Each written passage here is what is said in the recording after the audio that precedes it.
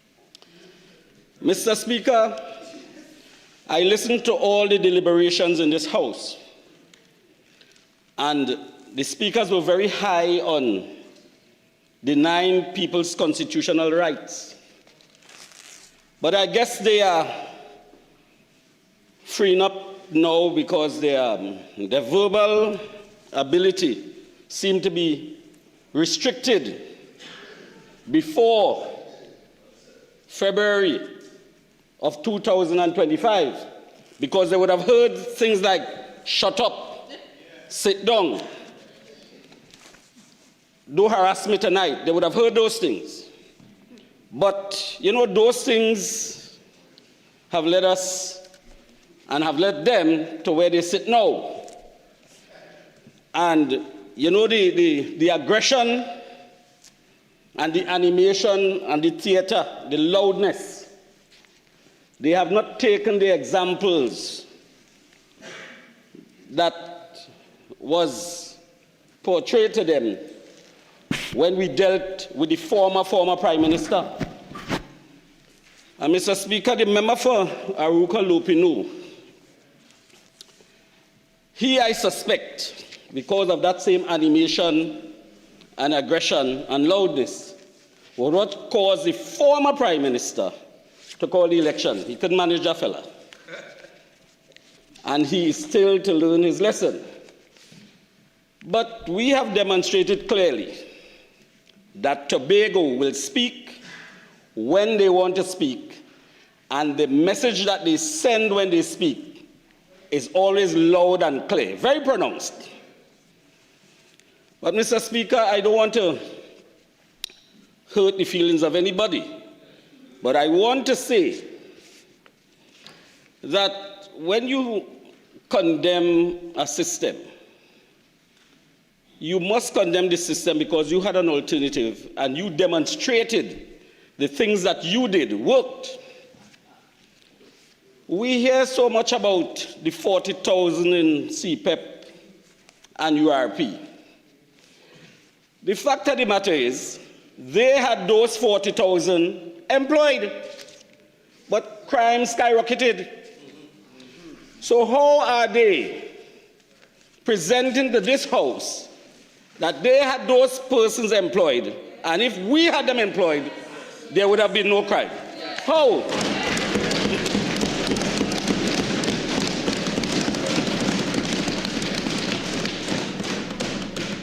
Mr. Speaker, I speak on behalf of my constituency and all of Tobago, including my colleague. We support the SOE. We can point to all the events we promoted in Tobago. We had October Carnival. Not only a success, there was some geological movement because part of Tobago sank because the population was increased. For that period, we had numbers. And even members on that side.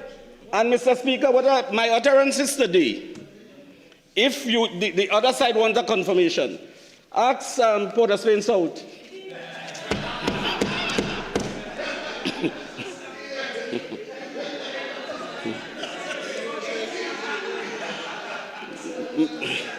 Mr. Speaker, I have a few questions for the other side. I would like to know what motivated your decision to call a SOE at the end of December 2024. What did you expect to achieve? What was the strategic objective when you call in a SOE? And I think you should take some credit for yourself, because you set the trend of calling SOEs. You were not long enough to see whether it would have brought you any success. But if you check the data would indicate clearly that during the periods of the SOE, there were results that we can be proud of, and there were results that we expect to come in the future. So do not beat up on the SOE, because I have lived in this country all my life. And that period between 2015 and 2025, I have seen a total escalation. Crime became out of hand. And you were affected by it, and you did not have a plan. So what you did, last resort, you brought in a SOE. But we understand the benefits. We understand that it's not the ultimate, but it gives us the opportunity to plan, execute, and make the lives of citizens of Trinidad and Tobago safer day after day. Do not fool yourselves. You cannot show. I always hear about the statistics and the data and all that. What can you show me between 2015 and 2025 to indicate that you had a hand on crime? You have the opportunity to speak to the population, and you have the opportunity to speak in the parliament today. Do not worry about the data we achieve, because the data is showing progress. But you must be in a position to show what happens between 15 and 25 to indicate that you had a hand on crime. Mr. Speaker, who was the head of the Security Council at that time? Who was holding the title of Minister of National Security? What crime plan we can now pull out and look at the period when you governed to say, well, look, you had something credible, something of value, something of substance to offer this population? I am giving you the opportunity to respond, because I'm asking the questions. Is there any document anywhere that you can reference to say that you had something documented, you had a system, you had a strategy, you had a plan? Where?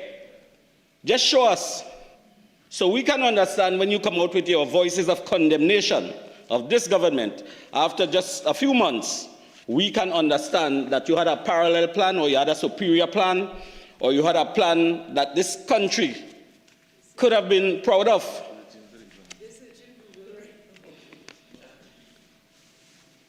The chief whip, or the member for Aruka Lupino,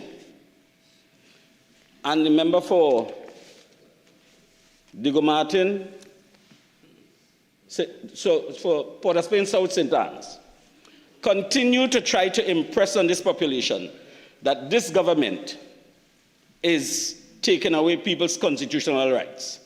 Nothing that I enjoyed prior to the SOE have I lost with the effect. Nothing. And if you want to take some examples, we had a SOE in Tobago, all the functions were overwhelmed. They were jam-packed. So maybe you have to start looking at events that you can promote to attract people, occupy their times, and they will not fall into incidents of crime. You may have to do that. Take example from us, but do not attempt to speak for us. We have suffered tremendously by the pains you ushered out. And you are saying now that you want to talk on behalf of us. Tobago East and Tobago West knows when to intervene. And we will not be prompted idly by you. And I'm suggesting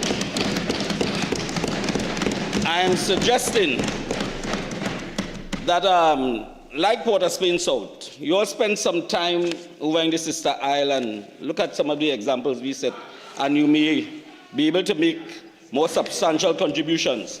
And may I say, I see the opposition leader there very regularly as well. So it means that she's understanding something that you don't understand. So those of you who have these arguments that appears to present Tobago as people who cannot speak to them for themselves, people that cannot speak to the issues at hand, you need to think again. You need to temper your thoughts. You need to sideline your approaches. The fact of the matter is, Tobago and the persons that are representing Tobago fully supports this SOE. And we need to make that emphatically clear. So do not expect us to be prompted by you to vote against this and to come here and say that people from Tobago expect us not to support the government. As far as we are concerned, we are a part of the government. So if you didn't know before, know today. And you see, over the years, you have had the privilege to have PNM people representing Tobago and PNM people in government. Just identify for me what difference you made to our lives so that you now wish to dictate what we do. Just indicate to me. You see, I am no glad person. Right? I am straightforward. And I suffered. I was the head of one of the major organizations in Tobago. I worked there for approximately 40 years. And because of being able to implement tactics and strategies, I ran a successful division. While you here, if I may make reference, Scarborough Fire Station is an example. I built back that station, and to get $300,000 to finish from the opposition, when you were in government, it is still outstanding because you did not care about us. But we have formulated a plan, and we are going to fix our station, we're going to open it, and we're going to operationalize. So Scarborough Fire Station will be running again. Do not tap yourselves on the back. You failed, and you felt the judgment of your failure. This SOE, as far as I'm concerned, and as far as my leader indicated, we are in full support. Do not eat your hearts out. We do not subscribe to the things that you are saying, and we have the information and the data necessary to cause us to lend full support to this SOE. And whether you like it or not, that is the story. And we are very, very convinced in our ways. Sorry to disappoint you, but the SOE we say yes to.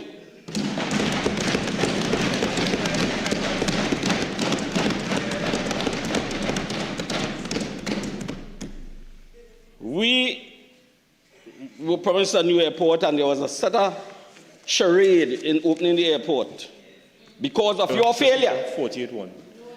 Airport. You brought Tobago into the debate. You invited them. You invited them. Context. In astute planning, in astute planning and execution, you now have an airport that you now have to cater for, putting in fuel facilities. And there is something else that would come. Airports cannot become operationalized unless you have a proper functioning fire station. And they allowed it. If you check the data, Mr. Speaker, the government at that time did not build that fire station. It was because of the wishes of Hotel Charles. A building was constructed. And they still construct this new airport and fail to take into account Mr. Speaker, the value. Mr. Speaker, 48. Mr. Speaker, I am just merely speaking. Sorry. Skip along a little, right? I've given you a lot of leeway. I thought you were laying the context. Yes. All right. Mr. Speaker, the long and short of this story is that Tobagonians are sensible enough, and they understand how to value things and value systems and value progress. And we understand what we should subscribe to or not subscribe to.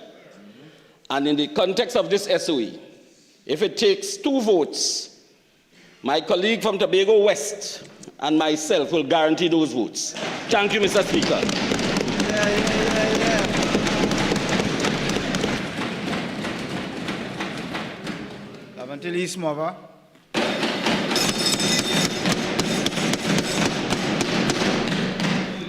Good evening, Mr. Speaker. Good evening.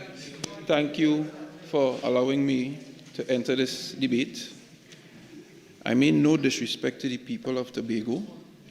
I had every intention of responding to the member who gave a very passionate contribution, but unfortunately it had no substance. It was not in relation to what we came here to debate, so I will skip past it, Mr. Speaker. I don't know what is St. Augustine's problem screaming at me like if my name is, but I will leave her. Right. Mr. Speaker, what I will say tonight is, I will skip past that and I will address something that kind of perturbed me when it was said. And it's kind of an observation that I had over my couple of months serving as an MP in these chambers. The AG, and I could say almost every other member in the government, specifically the member from Toko Sandy Grande as well. Over the past couple of months, I noticed they have not said a single nice thing or pleasant thing about the people from Laventille, Mova, the Beetham, Port of Spain. It has all been negative and downtrodden with respect to the people. So I want to take the opportunity here today to say that that is unwarranted. And it is even sad because they have made claims of heritage to these areas. Yet still they can't muster up one nice thing to say about the people and the area. And just to give a little context and to add on to it a bit more, Mr. Speaker, when these negative things are said about the constituencies and about the areas and about the people, it creates direct implications for the people with respect to employment, the way the people are viewed, and how they are treated. So I'll ask again, Mr. MP for Toko Sandy Grande, please be kind with your words when speaking about the people from Laventille. I'll get into the meat of the matter here, Mr. Speaker. This is a very crucial debate, and it's not merely as, it should not be taken as a representation of just my constituency, and it should be taken as a custodian of the democratic principles upon which this republic was actually founded. Today, Mr. Speaker, this government stands before the nation seeking to extend this state of emergency yet again. Since April 2025, our nation, and I believe everybody on this side of the bench and the majority of the population can agree that the nation has been fractured. And they will tell this government, the people that is, with impunity that the answer to a crime crisis cannot be a permanent suspension of our democracy. An SOE, Mr. Speaker, is designed to be a short, sharp, surgical tool used under strict constitutional boundaries. Instead, this administration has turned it into a permanent administrative crutch, masking a profound absence of a sustainable, long-term national security strategy. Mr. Speaker, I want to try and take a different approach to this. I want to analyze the psychological toll of this endless emergency framework. In sociology and psychology, Social conformity, Mr. Speaker, is defined as the act of matching attitudes, beliefs, and behaviors to group norms or the dictates, of an authoritative figure. Authoritative, thank you, paying attention, good. Often driven by the desire to fit in or the fear of standing out. And when a government forces a population to live under a prolonged state of emergency, social conformity, Mr. Speaker, unfortunately, it becomes weaponized. We can look at the loss of civic courage. Under the heavy-handed presence of the state, citizens naturally begin to internalize obedience, and that is specifically out of fear, rather than them understanding that it's a part of their civic duty. They stop questioning authority, they stop demanding transparency, and if the other side still insists and they argue that they are doing so within the legal framework provided to them, Mr. Speaker, I think it's imperative that I remind them that the concept of slavery was also within legal framework at one point in time in our history. It never made it right then, Mr. Speaker, and it's not right now. Correct. It wasn't fair then, it's not fair now. We can even look at the risk of muting our culture. Under prolonged SOE conditions, the public is forced to accept a heavily policed state as normal. And Mr. Speaker, we all come from a very vibrant, expressive culture. And the critical voices of Trinidad and Tobago, the citizenry, they will slowly, that, Mr. Speaker, will slowly be replaced by a compliant silence.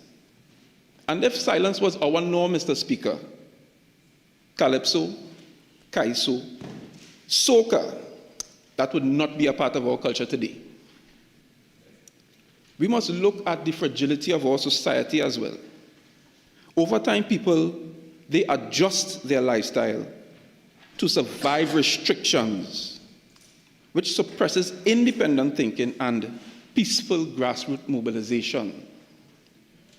So that would mean, Mr. Speaker, people like Tubal Uriah Buzz Butler, Makandal Daga, CLR James, Basdeo Pandey, and Elmer Francois would not be notable names etched in the history of our country. Mr. Speaker, I think that is something that we must analyze and be careful if we run that risk. So let us closely examine the mechanics of the Emergency Powers Regulation 2026, the legal notice number 40. When we look at the fine print of these regulations, we see a scaffolding of powers that creates incredibly dangerous behaviors if allowed to become part of our everyday lives. Let's consider some of these texts below, right? Warrantless seizures and searches, Mr. Speaker. Under these rules, law enforcement officers are granted the authority to enter any premises, stop any vehicle, and search any citizen or electronic device entirely without a warrant if they suspect an action prejudicial to public safety. We can also look at the criminalization of speech, the regularization, state, right, thank you. It is an offense to endeavor orally or otherwise to influence public opinion in a manner likely to be prejudicial to public safety. This broad language, Mr. Speaker, essentially turns a smartphone or laptop into a potential seizable article of subversion. And if we normalize these behaviors, we normalize a gradual slide into authoritarianism. When police are given unchecked powers to break down doors, seize private property, and detain individuals without standard judicial oversight, it breeds aggression within enforcement ranks and terrorizes the innocent. And Mr. Speaker, this is not safety. That is state-sanctioned overreach, and it must never be treated as a standard operating procedure.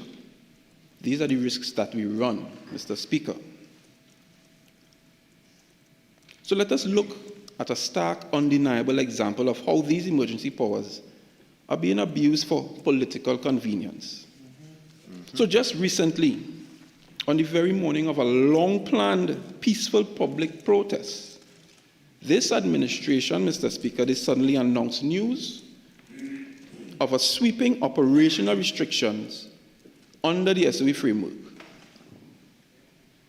Now I want to ask the members opposite, do we really wish to live in a country where fundamental constitutional rights can be vanished within the blink of an eye without any warning, or used as a shield, for political directorate from accountability? Is that really fair? Is it an insult, Mr. Speaker? Some may say it is an insult to the intelligence of the citizenry. Using an SOE to retroactively block or chill a peaceful assembly, that is a textbook abuse of emergency legislation, Mr. Speaker. Textbook. That by itself, it signals to the public that the state's primary objective isn't protecting them from gangs, but protecting itself from public criticism.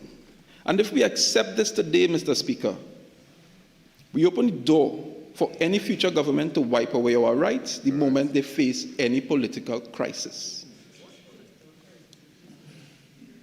Mr. Speaker, it's a good thing I hear the member for Bataria Sanmon speaking and making comments as per usual. So with that being said, I would like to put a statement on the Hansard. It seemed like the police had the intelligence. They have the evidence. But why is the person not being prosecuted and or charged? We have an act of parliament called the Anti-Gang Act, and it criminalizes gang membership and gang leadership. And if these persons are gang leaders, it is an offense under the law. Quote continues. If you go to the existing act, for example, the Firearms Act, the Bail Act, and the Anti-Gang Act, those powers are in fact within existing law. So for them to come with this state of emergency, with these regulations, without a curfew and so on, I mean, there's already existing law to deal with these matters, so we are going to question the relevance of the state of emergency, especially with these regulations that are in place. Who said that? Who? Who said that? This quote, Mr. Speaker, came from none other than the member for Bataria Sanmon, who was interrupting me just now. He said that outside the halls of Parliament when the media asked him about the SOE, when the PNM administration implemented it. So what that shows you, Mr. Speaker, is their position pre-election, post-election, pre-governance, post-governance. This is why it is looked at by the population as political gimmickry, to utilize the expression by the goodly Prime Minister. That's why. Mr. Speaker, the fundamental flaw in the government's strategy that is leading to the failure is that they fail to understand the concept of human nature. Mr. Speaker, human beings adapt to coercion. History, Mr. Speaker, repeatedly demonstrates that prolonged coercion does not eliminate targeted behaviors. It merely changes them. For example, colonial governments never stopped the spiritual Baptists. Colonial pressures never stopped Carnival. And the Soviet Union never eliminated dissent. So when the state pushes harder using extraordinary powers, Mr. Speaker, societies, including its criminal element, they will evolve and create alternative pathways around the state. That's what they do. And I believe the member for Port of Spain North, St. Anne's West, made reference to this as well. The SOE, it may suppress crime statistics temporarily, but it simultaneously forces criminal networks to innovate. Today's criminals are guaranteed to adapt, and we are already seeing that. And they may do so in several ways. Changing communication methods, shifting logistics, recruiting younger people, using their family structures, or even moving the operations, using the technology before them, online, etc. This, Mr. Speaker, is the difference between artificial policing and strategic policing. What we are witnessing is artificial policing, and that relies heavily on the brute force of the SOE and the suspension of the constitutional rights to keep the people off the streets. Strategic policing, Mr. Speaker, it relies on intelligence, community trust, and targeted operations. And if crime only falls while emergency powers exist, then the question remains, have you actually solved crime? Or have you merely paused it? And paused it right up until the criminals adapt. When the pressure valve on this suppression is ruptured, Mr. Speaker, I am certain we will face more sophisticated criminal elements in this country. I am certain. Another concept we must introduce, Mr. Speaker, is the concept of the laws of diminishing returns, specific to this state of emergency. We could even look at regional history. The initial deployment of an SOE, Mr. Speaker, as I said before, it will yield a sharp drop in crime due to the shock value of sudden overwhelming state presence. However, as the weeks turn into months, that effect drastically plateaus. The cost rapidly begins to outweigh the benefits. And who bears the cost, Mr. Speaker? You know, it's very strange that we stand here, we have debated, and we came here for an extension before, and we always speak about the criminals, but nobody talks about the police officers. Nobody speaks about the police officers. Our police officers are human beings as well, and they are not machines. The government sits in the chambers, and they vote for extended hours, increased patrols, heightened operational levels, without accounting for the human toll on the officers. Have you even considered what you are forcing upon the officers? You're forcing it upon the officers. Have you thought about the fatigue and the mental exhaustion that the officers are exposed to? Working continuous, grueling shifts under high-stress conditions. What does that lead to? Rising mistakes. As physical exhaustion sets in, operational and procedural errors naturally increase as well. The more mistakes you make, that will automatically lead to your declining morale. Officers are now pushed to their limits with no clear end game or any victory in sight per se. If your morale is low, that by itself will put a strain on your family. Weeks away from your family. Spending weeks away from your family, that's volatile hours.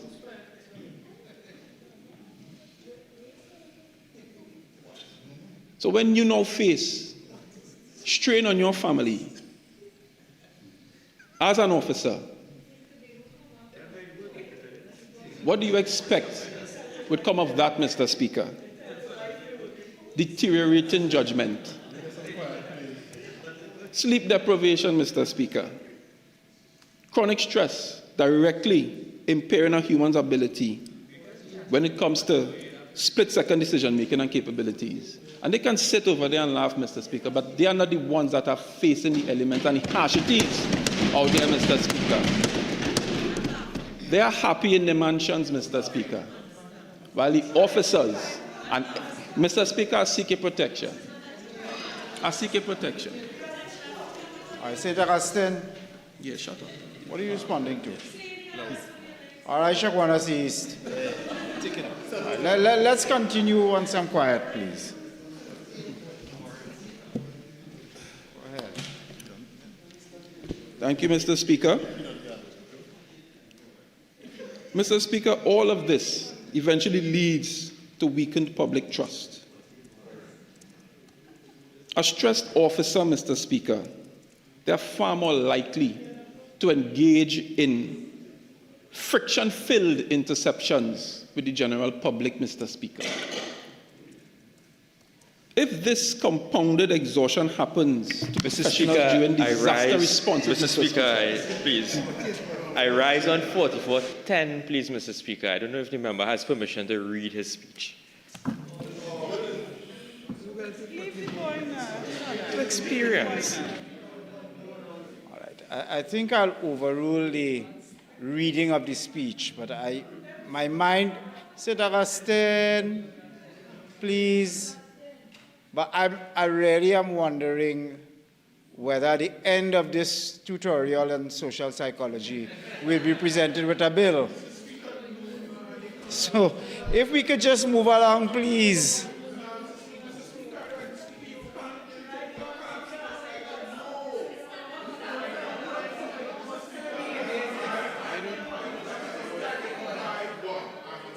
Order 55-1. And I want to respectfully submit, Mr. Speaker, that when you do that to a member of us, it creates an impression in the public that he's giving some dissertation on psychology, and he's not. What Tobago gave was a history of Tobago to APT James. Come on, Mr.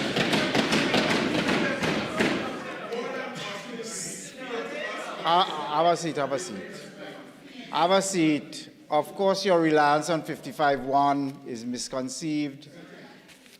The passing reference, listen, it's 9:55. We need a little light relief here now. And the member very well knows what I was referring to. So your haste to seek refuge behind 55-1 is misconceived.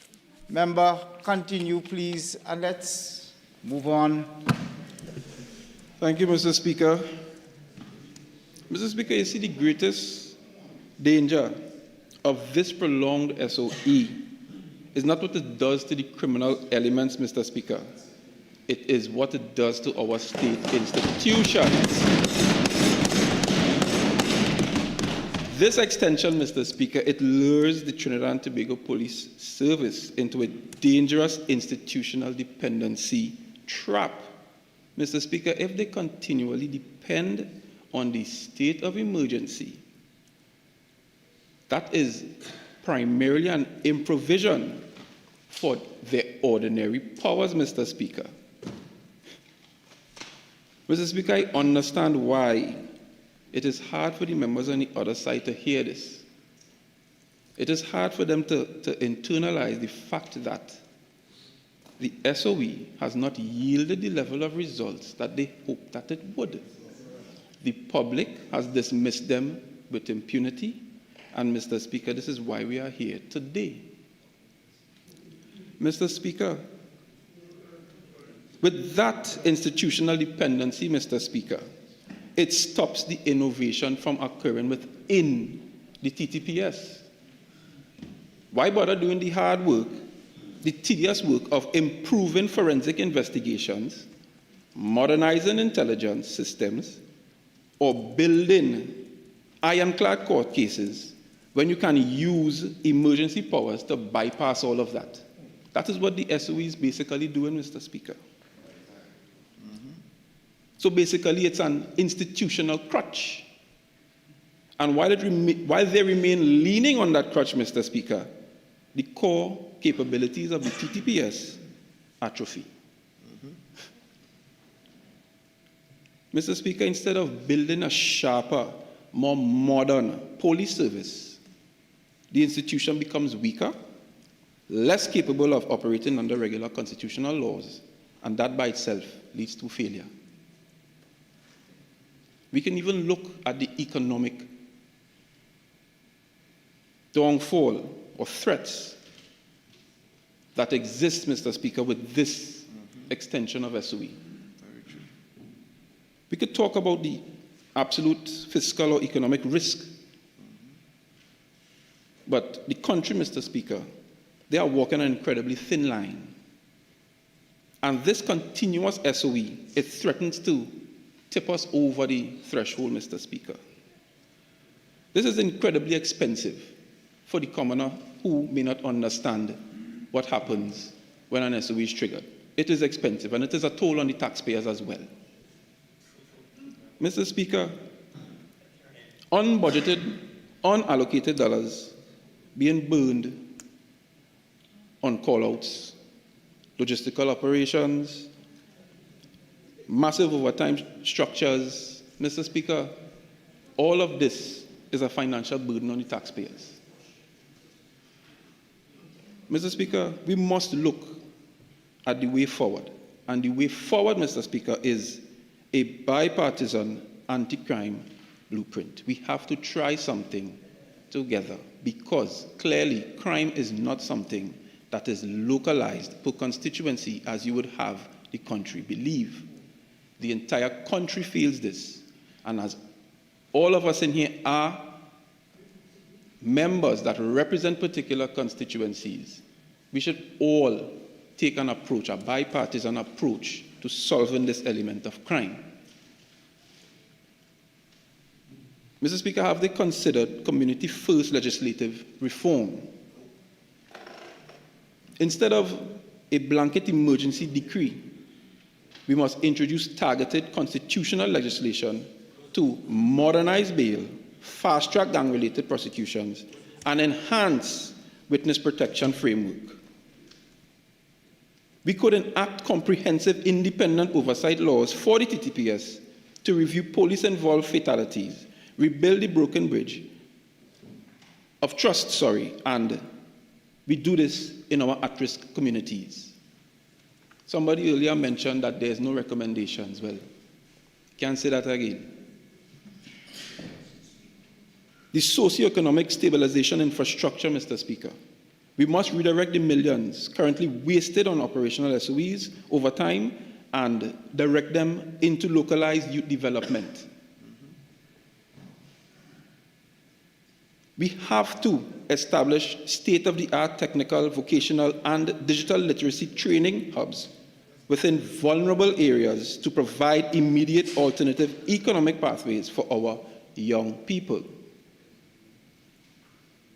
We must, Mr. Speaker, establish a permanent bipartisan oversight committee with equal representation from both sides of the House, alongside independent experts to monitor national security metrics on a monthly basis. Because what this does, it removes the political theater from crime management and ensures that long-term intelligence-led policing and strategies are executed consistently, regardless of who sits in office. Mr. Speaker, we do not need more emergency declarations. We do not need more overreach. We do not need more suppression of speech. We do not need to continually terrorize our citizens and hollow out our economy. We need vision. We need structural reform. We need the political courage to restore standard constitutional law to the streets of Trinidad and Tobago, not the SOE. And you need to ask for your 15 minutes now. as well, if I might add. Thank you, Mr. Speaker.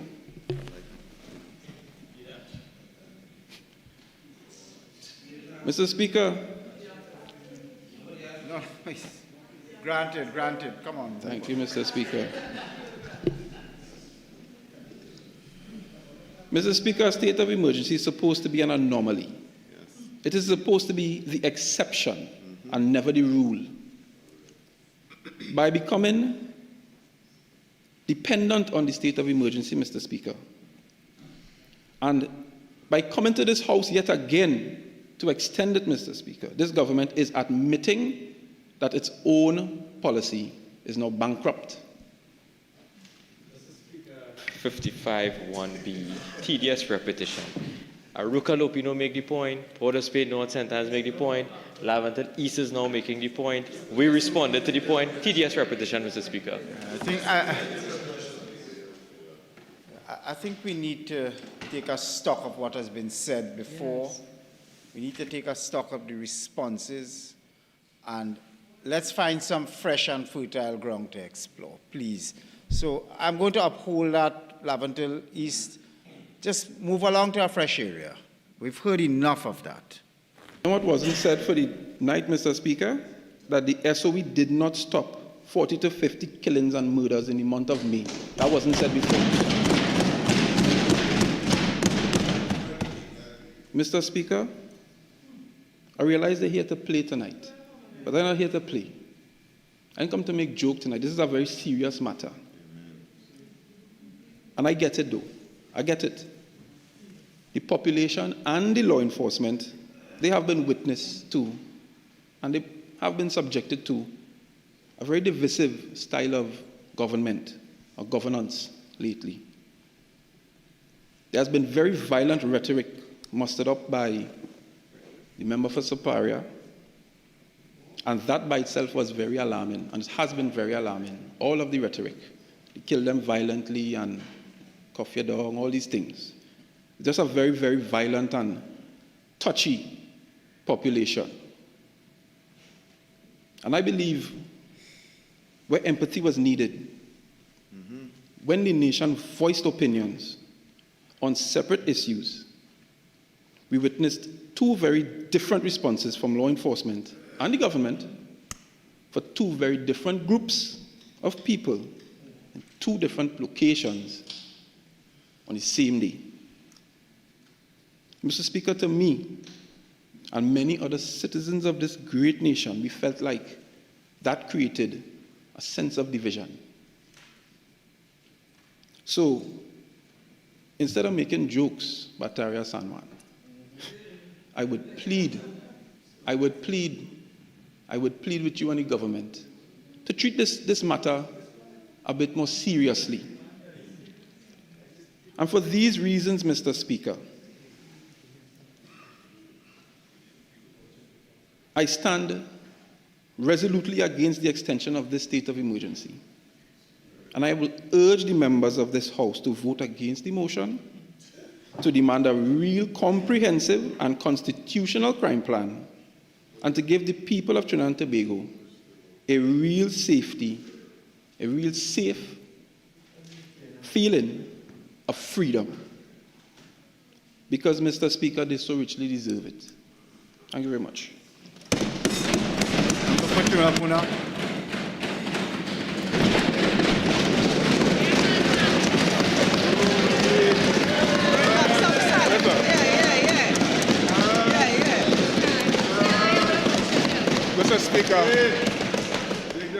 Mr. Speaker, I'm humbled as the Minister of Homeland Security, and I'm also representing the good people of Tunapuna. Yes.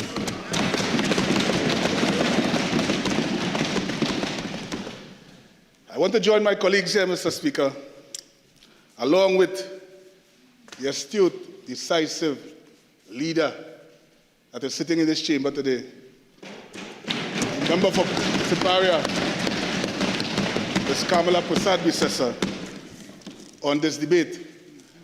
Mr. Speaker, let the classes begin. First of all, Mr. Speaker, I don't know if persons on the other side understand what a preventative detention order is. That's right. So let us try to see if we can simplify it. Mr. Speaker, that order is an executive or administrative directive that authorized the arrest.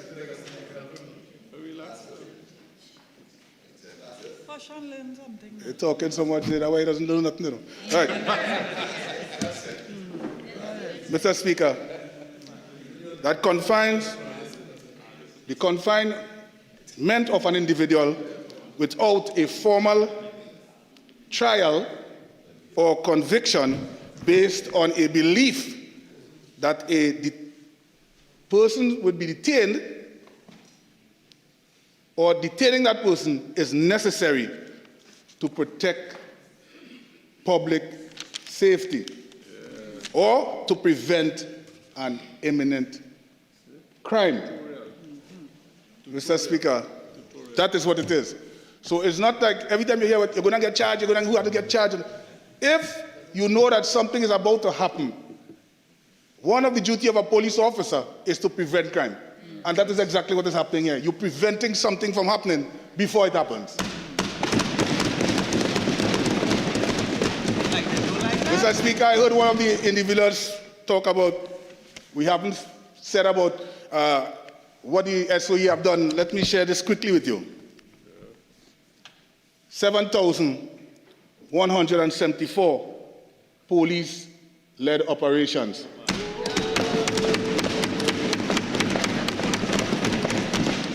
3,211 persons arrested.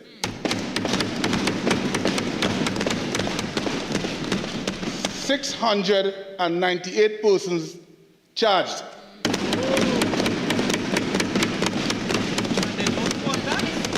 Number of video approved for 65. Mr. Speaker, I could go on and not to stop.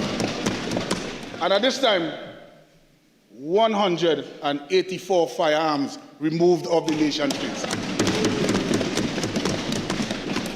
Mr. Speaker, while I'm standing here, let me commend the Trinidad and Tobago Police Service, Yeah, man. the Trinidad and Tobago Fire Service, the Prison Service, the ODPM, Mr. Speaker. Because one of the speakers on the other side said there was a transport issue, but we didn't see it because it was dealt with expeditiously.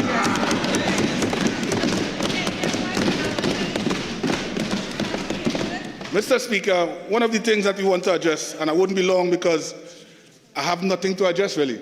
However, Mr. Speaker, this state of emergency, when the question was asked, this state of emergency was due to intelligence-based reporting from the Trinidad and Tobago Police Service, the Defense Force, the National Operations Center, intelligence from local, and underline these words, foreign,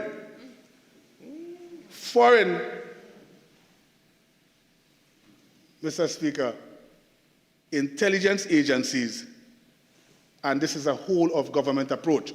So Trinidad on their own, Mr. Speaker, with the information that we had, did not look at what we alone know, but what others was telling us, Mr. Speaker. I hope that would have addressed most of the things that occurred here this evening. Mr. Speaker, when we came into government, I inherited in Homeland Security a national crisis. Wow.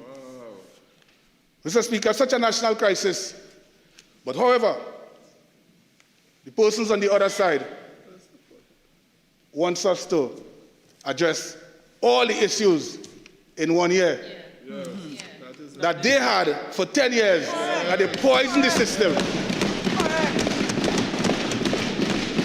Mr. Speaker, it went so far. Sometimes I am looking at their behavior and I'm seeing the support for the criminal element, overwhelming support for the criminal element. Sometimes I am of the opinion that some sleeping is taking place. I'm surprised nobody have a hickey on the necks. Anyway, Mr. Speaker, murder, gang-related offenses, illegal firearms. Mr. Speaker, how did illegal firearms enter our country? Because some persons left the border exposed.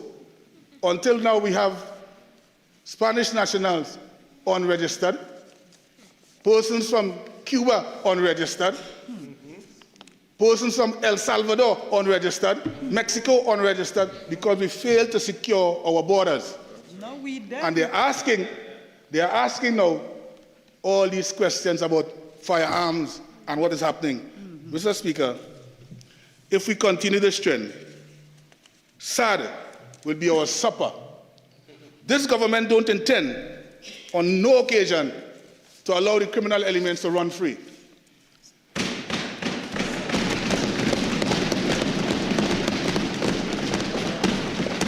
And Mr. Speaker, I realize that even today, persons believe that they could walk this nation free with guns in their hands and firing off shots willy-nilly all about the place. Only on today on the social media, I see what took place. A man walking in a community, gun in his hands, gunshot. And when confronted by the police, he succumbed to his injuries. Mr. Speaker, this is the confidence that was given to the criminal element by those on the other side. Correct.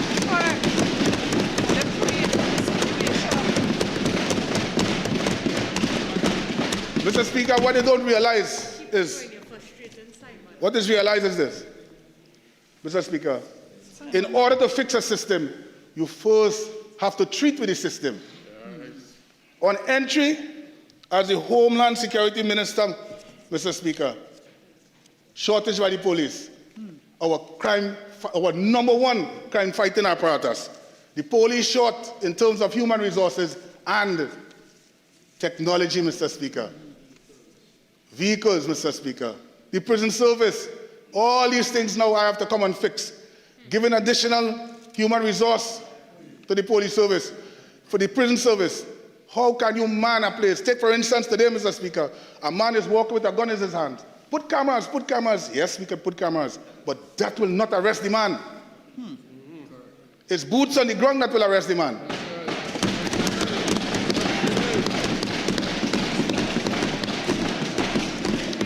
And Mr. Speaker, I am not here to chastise anybody, but I have in my hands a piece of document here, Mr. Speaker. Mr. Speaker, a comprehensive assessment of procurement practices on lawful contracting, financial exposure, and debt accumulation within the TTPS from 2017 to 2021. Mr. Speaker, you will see why, sometime later, why the police service cannot get anything. They have a debt of $500 million. Still pending, Mr. Speaker. Mr. Speaker, while we were looking for vehicles for law enforcement, I tried to sell the artificial turf on the hockey ground down at the barracks to see if I could get some vehicles with that amount of money. However, Mr. Speaker, that is for a different day. They spend all the money on turf. Mr. Speaker, we are calling, persons are asking, what is the crime plan? What is the crime plan? What is the crime plan? Yeah, that's what they're asking for. They're asking for the crime plan. We do not support a crime plan. What we have is an anti-crime plan. And my political leader and Prime Minister always speaks to the children, who care and concern for the children, Mr. Speaker. What the Ministry of Homeland Security has done, we have put together a team. And we realize that crime begins and should end at the home. So what we did, we put together a team, a psychosocial and intervention educational engagement team.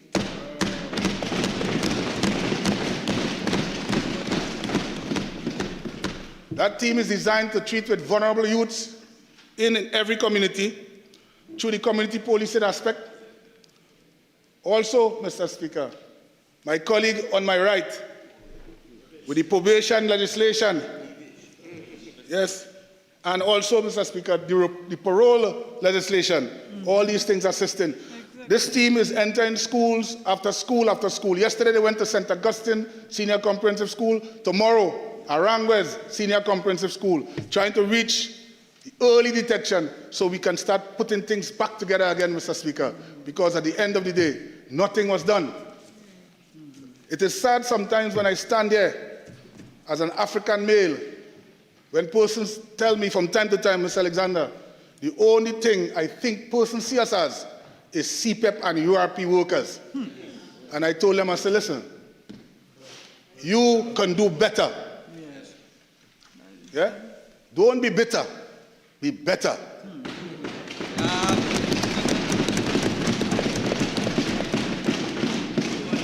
Mr. Speaker, this SOE is necessary at this time. Necessary because we have not yet totally contained all the situation that is presenting us at this time. We want a safe community for everybody. Mr. Speaker, take for instance the young lady that died, may God rest her soul.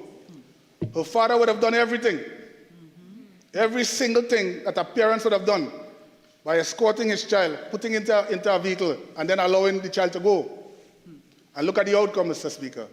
But nobody is asking about why persons in the community doing these things. They're asking, what is the police doing? Everybody has removed the responsibility from the parents, from individuals in the streets, and hand it over to the police than asking them questions, Mr. Speaker. Mr. Speaker, something is wrong with the society. If that is what you left behind, we will fix it.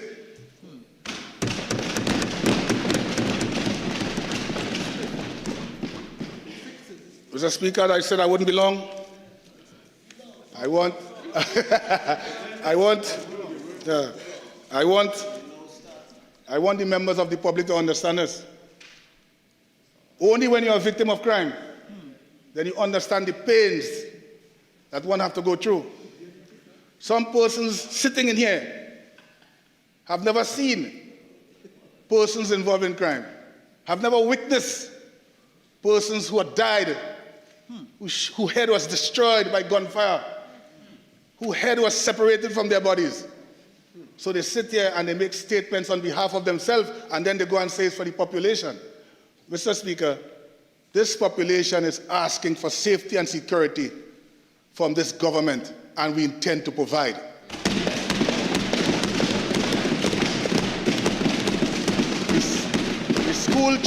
The school children of this nation, they wanted a place of safety to learn, and subsequently they will be able to earn, and we have provided that. The police continue to be a major part of this whole process, together with members of the Defense Force, the prison service, and all other agencies. And we want to thank them for their service, Mr. Speaker. At the end of the day, we are all Trinbagonians. We are separated sometimes by thought and understanding, but at the end of the day, we are all people. Mr. Speaker, I want to thank you for this opportunity.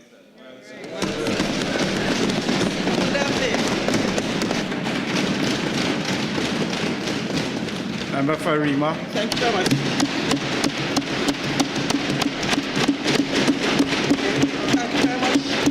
Thank you very much, Mr. Speaker. Mr. Speaker, I do intend to be very long, but there are a couple matters that I would like to raise and respond to.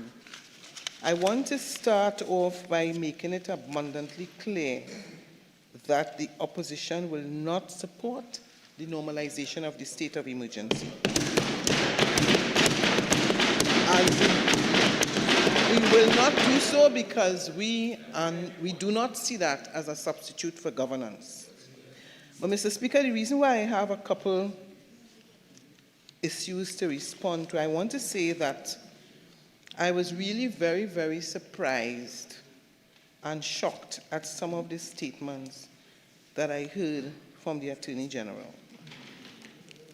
And it is important for us to recognize that when we speak in the Parliament, there's parliamentary privilege, and we recognize that there are many things we can say where when we make references to people, that those persons are not in here and cannot respond for themselves. And so therefore, I got the very distinct impression from listening to the Attorney General that there are some issues that he has with people that are outside of the Parliament. And therefore, he had to make certain statements as it relates to those people. And I'm wondering if at some point in time, the same statements that were made in here would be made outside of the Parliament in relation to those persons.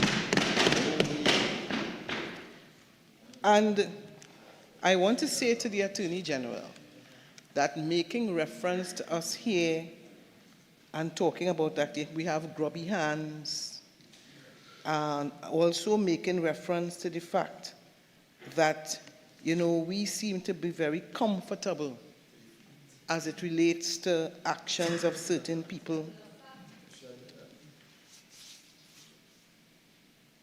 Prime Minister, when the time is right, you can speak. You, right? But I want to say to the Prime Minister and the Attorney General, it's one thing to get up here and make accusations about us here, the opposition. But if you have the evidence, take it to the police. Take it to the police. And don't only come and use parliamentary privilege to make all kinds of accusations when you know you have no evidence. Because if you have any evidence against me, take it to the police. Because it's very easy to come and say that we are willing pawns, and at the same time make references of my friends over here are willing pawns. Willing pawns to whom? 1%. Well, if you know, member for Sama Barataria, that I'm a willing pawn for the 1%, you provide the information. You provide the information. Because that is a word. That is a word, all you're obsessed with the 1%. That is what you all are, obsessed. But if you have any evidence in relation to me being a pawn, or if you have any evidence in relation to any kinds of illegal activities, specifically as it relates to me or any member on this side, take it to the police. Don't only come under the cover of parliamentary privilege consistently and be raising it. And further to that, if it is that there's some report that exists, and this report has some kind of information, then make the information public. Make the information public. If there's any one of us here named that exists in that report, make it public. Because if there's a link between that, because I'm assuming there's a link between all of that information and the state of emergency and the gangs and the 1% and all of that, and if that is the case and you are specifying that you have the information, then deal with it. Deal with it. But it cannot be that you consistently come to the parliament and make all these kinds of allegations, and you're not making it outside, you know, you're making it inside of the parliament, and there's a reason for that. Mr. Speaker, I want to make the point that, you know, the Honorable Attorney General is saying that the PNM is fading from our collective memory. I want to say to the Attorney General and my colleagues opposite, the People's National Movement is 70 years this year. And there are some people who would like the PNM to fade, but I want to let them know that the PNM is going absolutely nowhere. And we are here. That is where you all will want us to go, right? You want to convince the public that we are fading, but I just want you to know, yes, you feel it's an accurate statement. I just want you all to know that all of you who would want us to go somewhere, you wait and see. Right here. Right? We are right here. Right. If you want us to go anywhere, we are not going anywhere. We are staying right here.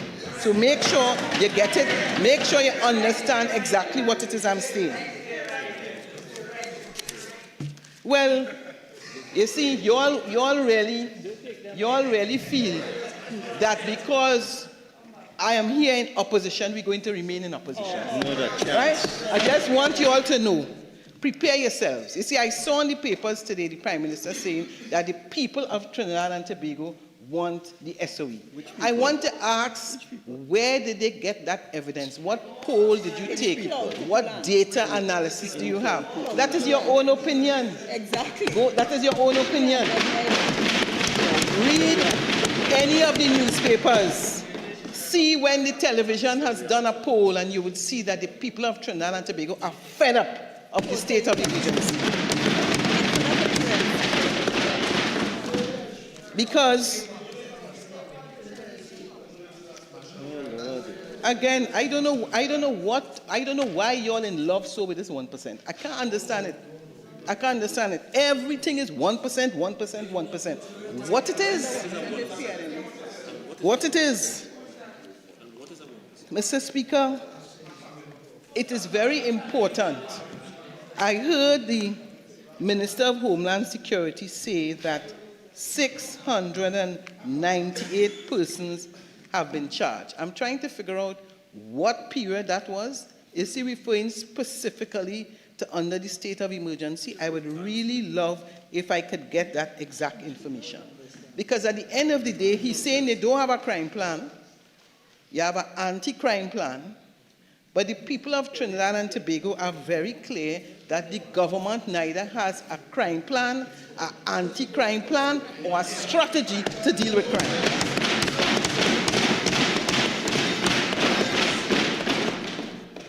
And, Mr. Speaker, I want to let the Minister of Homeland Security know, because he took a lot of time to explain about procedure and to explain exactly what the police is doing and what the police is not doing. The question you need to ask yourself, whether the people of Trinidad and Tobago feel safer under this UNC government. That's the question you need to ask yourself.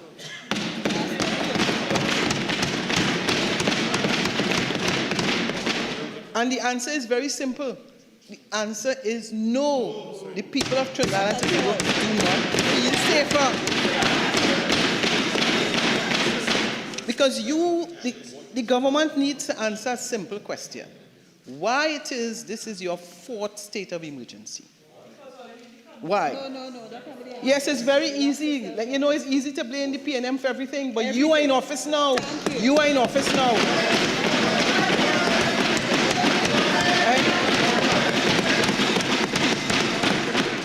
You are the ones, the UNC, who told the population you're going to reduce crime. You are the ones who told the population that you're going to get rid of guns from the street. You are the ones who told the population with your stand the ground legislation, everything is going to be perfect. But now you're coming still today, and you want to blame the People's National Movement for the crime. If it is you are in government, you say what your plan is. You say what your strategy is. And your strategy cannot always be a state of emergency. And the people, I'm saying again, the people of Trinidad and Tobago are fed up. Of the UNC, not just yours.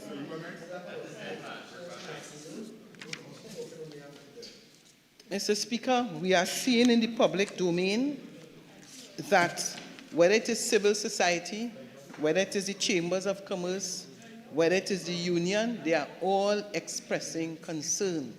And what is interesting is the government is not only using the state of emergency, the government is using every tool that is available to them to traumatize the people of Trinidad and Tobago. This government,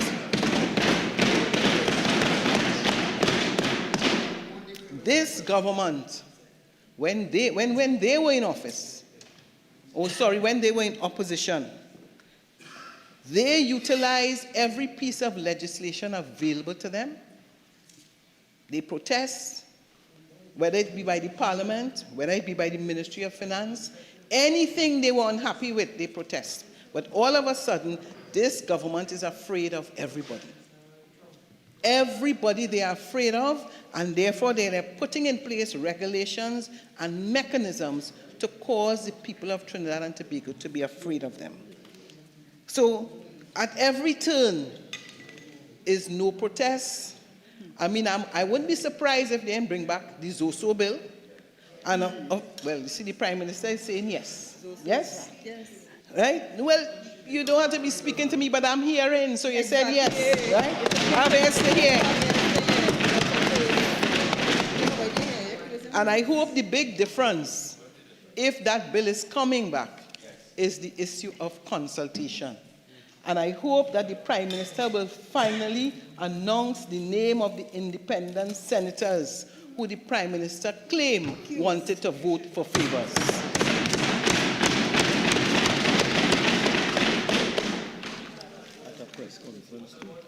Mr. Speaker, it is very important that this government tells the population not just simple data. Don't just tell us that murders have been reduced consecutively for 2 years and you have serious crimes being reduced. If it is you have a proper implementation strategy, you must be able to tell the public what is your target. Tell us what is your target. You are going to reduce serious crimes by X, you're going to read whatever it is, you're going to do it by X. But they cannot do that. And the reason why they cannot do that is because they don't have an implementation strategy as it relates to crime. Mr. Speaker, it is very important for us as the population of Trinidad and Tobago that when we have either the Prime Minister or the Attorney General comes before this Parliament and makes certain statements that the population must believe them. The Attorney General is saying that this government has no control over issues relating to the issuance of visas. But at the same time, in coming to this Parliament, the Attorney General is saying to us that he has information that certain people's visas have been revoked. Right? Yeah. If you all want to recommend for mine to be revoked, fine, go right ahead. Go right ahead.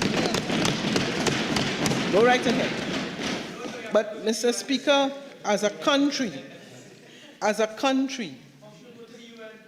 we have to be very careful when we get to the stage of getting very personal with certain issues and certain information to give the impression that we have control over those issues and at the same time say that you don't have control. So you have to decide which one it is. And don't worry about me going to the UN. I've been to the UN many times, right? And I saw you there as well.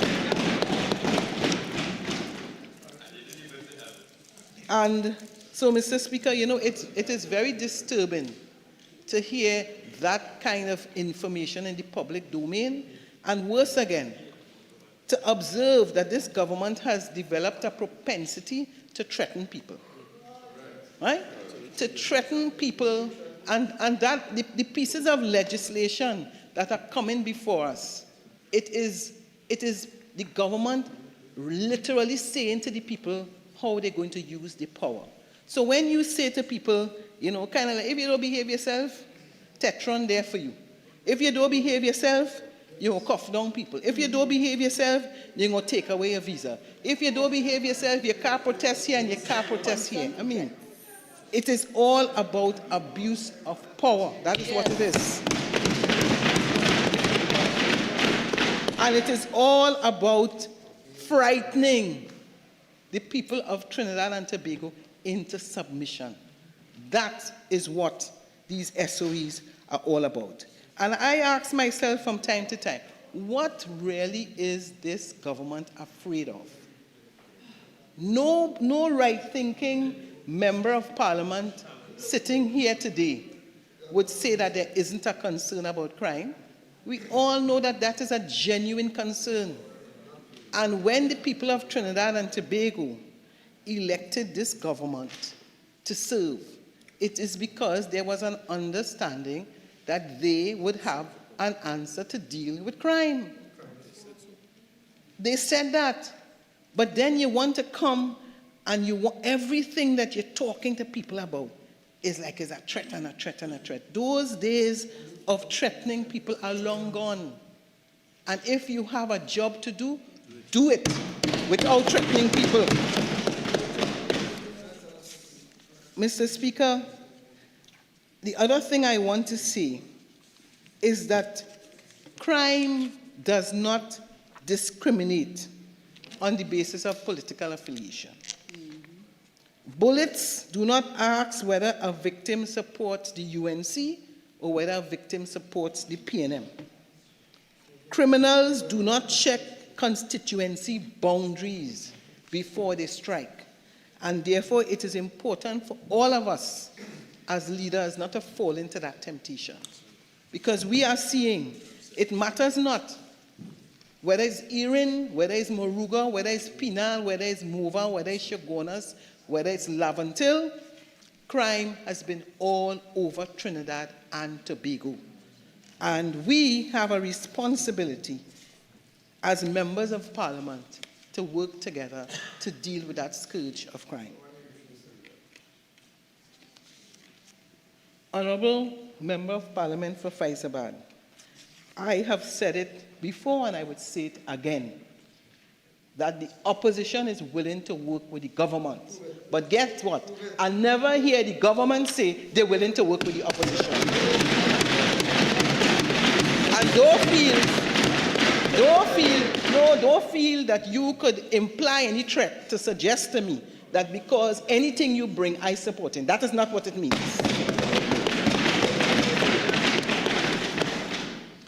Mr. Speaker, I said I was not going to be very long. I want to close by saying this is a very important debate. And I've listened to some of my colleagues try to trivialize this debate. Right? Yep. Try to trivialize it by implying all sorts of things and sometimes making a joke out of what is a very, very serious matter. We on this side consider this to be a very important debate. We have a difficulty in supporting this extension because we have the firm view that the government has not provided us with the information, the evidence, and they have not convinced us that this is going to deal with the issue of crime. We are asking the government to please, at some point in time, say to the people of Trinidad and Tobago, what is your plan to deal with crime? What is your strategy to deal with crime? And how are you going to implement?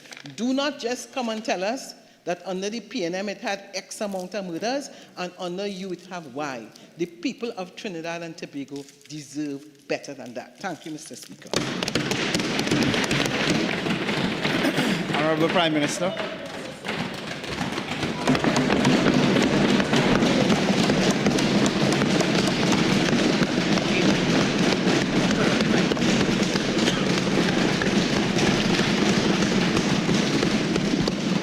Thank you very much, Mr. Speaker. It is now 10:41, and I want to congratulate the Honourable Attorney General, the other members who spoke on this side in this motion before the House at this time. I think we need to get back to why we were here, or what we are doing here. And therefore, I will take this opportunity to read the motion, because in listening to some of the comments from the other side, I think those members have forgotten what has transpired to bring us, not just in terms of the crime, but in terms of the law and the motion we are now attempting to carry forward. So let's read it. Whereas it is enacted by Section 8(1) of the Constitution of the Republic of Trinidad and Tobago, the President may from time to time make a proclamation declaring that a state of public emergency exists. Mr. Speaker, we may well understand, in this case, President, on the advice of the Cabinet. The motion continues. And whereas the President has by proclamation made on the 2nd day of March 2026, declared that a state of public emergency exists in the Republic of Trinidad and Tobago with effect from the 3rd March 2026. We want to pay, please, Mr. Speaker, attention to these dates. Further, the motion recites, and whereas it is enacted by Section 9(2) of the Constitution, that a proclamation made by the President for the purposes of and in accordance with Section 8 shall, unless previously revoked, remain in force for 15 days. And whereas it is enacted by Section 10(1) of the Constitution, that before its expiration, the proclamation may be extended from time to time by a resolution supported by a simple majority vote of the House of Representatives. So, however, no extension exceeds 3 months, and the extension does not in the aggregate exceed 6 months. Motion continues to recite.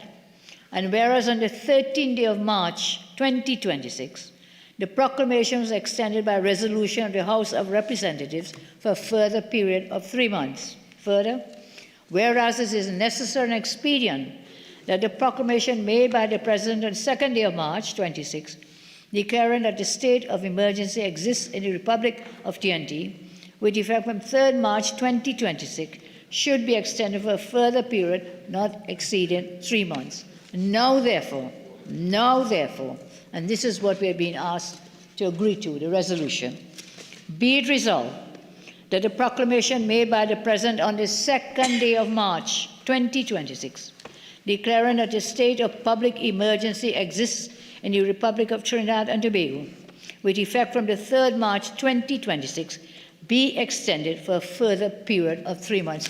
So, Mr. Speaker, I don't know if it is, what is it, AG? Law 101? 2 lawyers have spoken in this chamber from the other side today and did not understand that the basis of why we are here today is back to the proclamation made and the reasons given by Her Excellency the President on the 2nd day of March as printed, and I will read from that statement. So when you come to say, what is the crime? What is the problem? Why are we here? What are we doing? This was set back way back. The reasons for the proclamation were set way back since the 3rd of March. Her Excellency told us that. So both the member for Arima and the member for Port of Spain, North, St. Anne's West, is here trying to tell us, well, come and tell us, why are you bringing this thing today? Why? I'll tell you why. You want to know what it is. You're saying it's crime. What crime? What is a big deal now to come for this extension? And this is why. The proclamation that the President made, and I read from that statement signed by Her Excellency on the 4th of March, reads as follows. On March 2nd, 2026, I was informed by Cabinet, this is Her Excellency, I was informed by Cabinet that within the last several days, a number of violent criminal activities had taken place, with mass shootings and multiple victims, most of which have been carried forward by members of organized criminal gangs, which have endangered the public safety. Cabinet further informed that there have also been credible threats to attack police officers, prison officers, and other members of the protective services. I pause, Mr. Speaker. Note it doesn't mention members of Parliament. It says, credible threats to attack police officers, prison officers, and other members of the protective services. The statement, a proclamation for Her Excellency continues. Additionally, Cabinet advised that the Trinidad and Tobago Police Service Intelligence informed the Minister of Homeland Security, who in turn informed the National Security Council that criminal gangs in the islands of Trinidad and Tobago have increased acts of violence on a scale so extensive that it threatens persons and will endanger public safety. Accordingly, the National Security Council was of the view it was necessary to take immediate action. Excellency continues, having considered the information provided And given the above premises, I was satisfied that action has been taken or is immediately threatened by any person of such a nature and on so extensive a scale as to be likely to endanger the public safety to the extent that warranted the declaration of a state of emergency. This is a genesis, this is a basis on which the proclamation was made in the first place, dated 4th March 2026, Christine Carla Kangaloo, ORTT. So that is why we are here today. We are following through, coming from there. That was the grounds, that was the basis. And therefore I'm very surprised that no member on the other side remembered where this proclamation came from and the basis on which it was made. And that is what we stand by today in providing the information. Mr. Speaker, I say further, points by the member for Rima just a few moments ago, asking what people are saying and people are against it. And which people? Where did you find them? Did you do a poll? You asked me when I said that law-abiding citizens are supporting the state of me. Yes, I did a poll. I caused a poll to be done, and the majority of law-abiding citizens support the extension of the SOE. Support the extension of the SOE. Then now, several have spoken about the rights. Rights again. Law, AG 101. Law 101. Pick up their constitution and reading about rights. Any lawyer any law student doing Law 101 knows that no rights are absolute. Constitutional rights are never absolute. So when you speak about freedom of assembly, it could never be that everybody will assemble in the same place at the same time.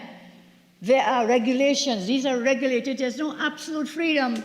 When you talk about freedom of speech, everybody can't talk at the same time. We are all here. We have freedom of speech. What do? We all talk, and babble. We'll just be a babble like the Tower of whatever it was. No rights are absolute, and therefore the Constitution provides as follows. The rights enshrined, Section 4, my colleague from Port of Spain North picked it up. Let me read them again. It is hereby recognized and declared that in Trinidad and Tobago they have existed and shall continue to exist without discrimination by reason of race, origin, color, religion, or sex, the following fundamental human rights and freedoms, namely the right of the individual to life, liberty, security of the person, enjoyment of property, and the right not to be deprived thereof except by due process. Is anyone being deprived of their liberty without due process? We are following the Constitution. We are working with 8, 9, and 10 in the Constitution, which gives the exceptions to these rights. And as I say, no rights are absolute. The Constitution itself provides for when these rights can be overshadowed or regulated. So we are working within the confines of the Constitution. And if you want to take it to court, with the bunch of lawyers you have on that side, you will surely lose this matter. Threatening to take us to court, well, go. And again, that is another freedom that you have. You have the right to go to the courts for redress for any rights that are being breached. So you have the opportunity. You will have that chance. We have not taken away that right. Also, the right to equality before the law. Several things mentioned. I wouldn't go through all the rights enshrined here in Section 4, but it does speak to dealing with the right to join a political party. Is anybody of that right under SOE? The right, of course, freedom of movement. Is anybody stopping you? I come from Philippines, so is anybody stopping me or anybody else on the road from that freedom of movement? Is it stopping you from coming to Parliament? Is your freedom of movement impeded? And I heard my colleague from Tobago say that whatever rights he had before, he has not lost any of those rights. He's still enjoying those because, you know why? Because he's a law-abiding citizen. The only persons who have been impeded are those who are not law-abiding. Freedom of assembly, I mentioned that. Freedom of movement, freedom of thought expression, freedom of association and assembly. When you're gathering tomorrow in your meeting, is anybody stopping you from assembling, associating? Is anybody stopping you from speaking? Where are your rights? Which rights are being impeded? And I come back again, there's only those who are in the criminal elements of the society, those rights are being breached. But it goes further. No rights are absolute. The Constitution then gives us, I find it, there's a word they call it oxymoron. Oxymoron. So they say something as an oxymoron, Mr. Speaker. And I know you're very erudite and very literate. I will go further to say, it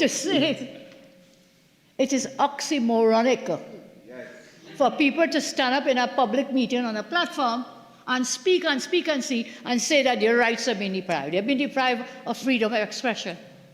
You're standing on a political platform saying everything under the sun, and you're saying, oh, my freedom of expression is being hindered, being taken away. You're assembling there with your colleagues.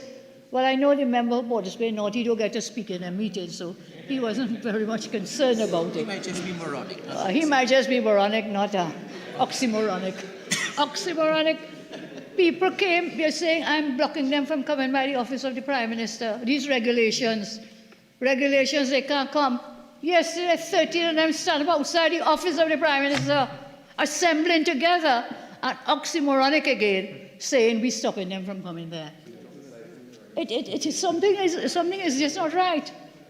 So these rights and freedoms that you're saying the SOE is taking away your rights and taking away your freedoms, the Constitution allows that to happen. Make it very clear. We are operating within the law. And that is why when we go to sections 8, 9, and 10, let me remember my Law 101, remember, I think it's sections 8, 9, and 10. So here we have exceptions. Subject to this section 8, for the purposes of this chapter, the President may from time to time make a proclamation declaring that a state of public emergency exists. 2, this is 8.2. A proclamation made by the President on the subsection 1 shall be effective unless it contains, shall not be effective unless it contains the proclamation from the President. I have read that proclamation for you. Then 9 says, within 3 days of making that proclamation, it comes to must be delivered to the Speaker, and thereafter that shall last for 15 days, no more than 15 days, unless extended. We did all of that. We extended that after we came within the 15 days. We extended it. I explained that a little earlier. And then that proclamation may be further extended from time to time for not more than 3 months at any one time. We did that too. We did the 3 months. And then we could come back, which is why we are here today. We can come back again. But we cannot in the aggregate go beyond 6 months. So this second extension will take us into the 6 months. Thereafter, a special majority is needed. But up to now, it is only a simple majority we will need today to pass this extension of the SOE. So, a period of public emergency, several things happen. So, we have regulations. The latest one giving the problem, which I just tried to explain, is that no one is being deprived of the right to liberty without due process. What's the due process in this case? It is adherence to the sections of the Constitution, 8, 9, and 10 that I mentioned. No one is being deprived of freedom of speech. Again, 8, 9, we are within the framework of the Constitution, 8, 9, and 10. We are within that. We have a freedom of expression. We go ahead, freedom of assembly, freedom of association, and all those other rights that those on the other sides keep complaining about they've lost. I haven't seen one of them lose their right to speak. Has someone stopped you from speaking? If you get a PDO, only then may you be unable to, well, you could still speak, but you may be in Tetron with the PDOs that the Minister of Homeland Security spoke about. Right. Let's come back to this point now. These people delivered a letter to my office yesterday, and a response will be forthcoming, I think 13 of them. And I said it is oxymoronic. You're outside the office of the Prime Minister, and you're saying you cannot protest, but you're out there, 13 people gathered in an assembly. You deliver this letter. Let's listen to this now. You're complaining about these regulations, called the prohibition regulations. Several of you spoke about it on the other side. And you're saying, all right, look, you're depriving us of our rights, and why we have only 500 meters that we can come, and we cannot come less than that outside the parliament, outside other places. Mr. Speaker, I took the time to do a little measuring, not with a measuring tape, but I did this. Trinidad and Tobago has a land area of 5,131 square kilometers. Trinidad and Tobago, I repeat, has a land area of 5,131 square kilometers. The area around the 15 buildings listed in the regulation covers 11.77 square kilometers. You know what, Mr. Speaker? 0.23% of our total land area in Trinidad and Tobago. 0.23% of total land area in Trinidad and Tobago. Therefore, all citizens have 5,119.23 square kilometers of land where they can protest. And what that works out to is 99.77% of our country, they can use it for their protests and their assemblies and so on. So that 500-meter zone around these buildings, there's a good reason why that, I suspect, was chosen. Oh, well, I understand why, to say a 500-meter zone, because at that distance, I am told, the effects of small arms and rifle gunfire are negated. With that 500 meters distance, small arms and rifle gunfire are negated. So the action was taken following repeated attempts to provoke the TTPS and the mobbing of the office of the DPP. Remember that? The mobbing of the office of the DPP. Yes, mobbing, the crowd that was gathered outside the office of the DPP. What was that to do? Intimidate him? Harass him? He cannot do that. He cannot withdraw any charges. The DPP has no such constitutional power at this time to withdraw. So whatever you went out there to do, the matter is sub judice. It is in the hands of the court. It's now for the court to make a determination, not for people to stand around and scream and say, no, no, no, no, no. Then you're outside of the rule of law. You're outside of justice. You're out of the whole system. It has to take its course in the courts of law. So no amount of screaming outside the DPP's office is going to change. Mr. Speaker, the state has a duty to protect legitimate protesters. I acknowledge that.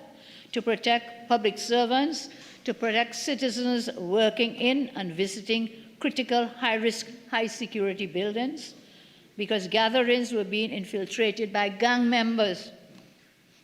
Gatherings were being infiltrated by gang members. That's what the intelligence shows us. Persons with criminal records and just some moronic people were out in these gatherings. Law-abiding citizens are amazed at the absurdity and hilarity, as I said before, where there are people protesting to say they cannot protest. So they're protesting to say they cannot protest. They're having public meetings to say they can't have public meetings. And persons are freely voicing their opinions, freedom of expression, where else? On every mainstream and every social media platform. And on those things, they're claiming their voices are being muzzled. You know, if it were not so serious, it would be hilarious. It is absurd. You're doing the very things that you're protesting you can't do, and yet you're protesting. So I encourage all those out there that the reports reveal that all 3 SOEs were associated with meaningful disruptions in all categories of data sets reviewed and analyzed. The Honorable Attorney General, a member for Urupuch, Minister Moonilal raised some of the data in that matter. But let us not forget, Mr. Speaker, this issue about they're saying it's temporary, and the state of emergency should be something temporary. But I don't know, you said how many days out of how many days? 9 out of 14 months for an SOE, I think one member said, member for Port-of-Spain North. 9 of 14 months for an SOE. Mr. Speaker, in the scheme of things, For about 25 years, our country has been tormented by violence. Over 10,000 murders have happened. Over 20,000 reported rapes and sexual assaults. Tens of thousands of robberies, beatings, and other violent acts. Little children, women beaten, raped, and brutally murdered. Men gunned down for not joining a gang or because they resisted extortion. And so, in the scheme of things, the 6 months that we're going for this extension, for this SOE, the scheme of things is temporary. It is temporary. And you are now trying to tell people, what was the word you remember Ruka Lopino used? Was it rolling over, and telling me we will have this SOE for 5 years? Well, you're wrong. Nothing is further from the truth. And you're saying that for a reason. Again, you say we want to instill fear in people. We don't get people scared and afraid and so on. But you are the ones who are fear-mongering. Yes. You on the other side are the ones who are fear-mongering in your rhetoric, reckless rhetoric to the population of Trinidad and Tobago. So I said the protection of law-abiding, God-fearing citizens of our country from violent threats supersedes every single thing else. And I say again, despite your trying to tell people I'll be doing this for 5 years, and thank God, you know why? We are happy you're acknowledging the fact that we will be here for 5 years. We thank you for that. At least for 5 years, we thank you. And Madam, you know, leader of the opposition and I were in law school together and we were smiling across the corridor. But when we say that, we are happy that you will remain. You say you're staying right there. We are very happy for you to stay right there on that side, Member for So, I say the protection of law-abiding, good-fearing citizens of our country from violent threats supersedes everything. The measures are temporary, I say, because we cannot have another violent 25 years as we did before. We have to do something. Everyone wants improvement, you know, but change, everyone wants improvement and change, but most people are not willing. Many people, I should say most, many people are not willing to make that small adjustments to get the improvements in the country. Some business leaders, their groups, some business leaders are making comments. I don't know if they did a poll of their membership and their groups to find out if they're in agreement. As I said, we did our poll, and the polling shows us that there is full support by the majority of the people of our country. Now, I don't know if the owners of the PNM have instructed their leaders not to support the SOE. I don't know. I will let the Honourable Attorney General deal with some of the other comments made by the member for Arima. I would have thought that sensible behaviour would be to wait to hear the government's points and evidence, because this decision not to support was not taken today. This decision from that side they've been repeating that almost every single day. So to come here today, I think it is hypocritical. If hypocrisy had a face and a name, it would be the PNM, those on the other side. Because before we came today to hear what went my where, a decision, Mr. Speaker, was already taken. We're not supporting. We're not supporting. So to come here today to tell us, oh, give us the data and give us this and give us that, all that is grand charge. All that is hypocrisy, because you had already made a decision before the debate transpired today. So I think sometimes the others on that side don't care that the majority of murder victims from their strongholds and from other areas. The member was right in one thing, which is that crime affects us regardless of race, religion, regardless of to whom we pray or don't pray, regardless of which part of the country we come. Crime affects every one of us in this. We are all in that area together.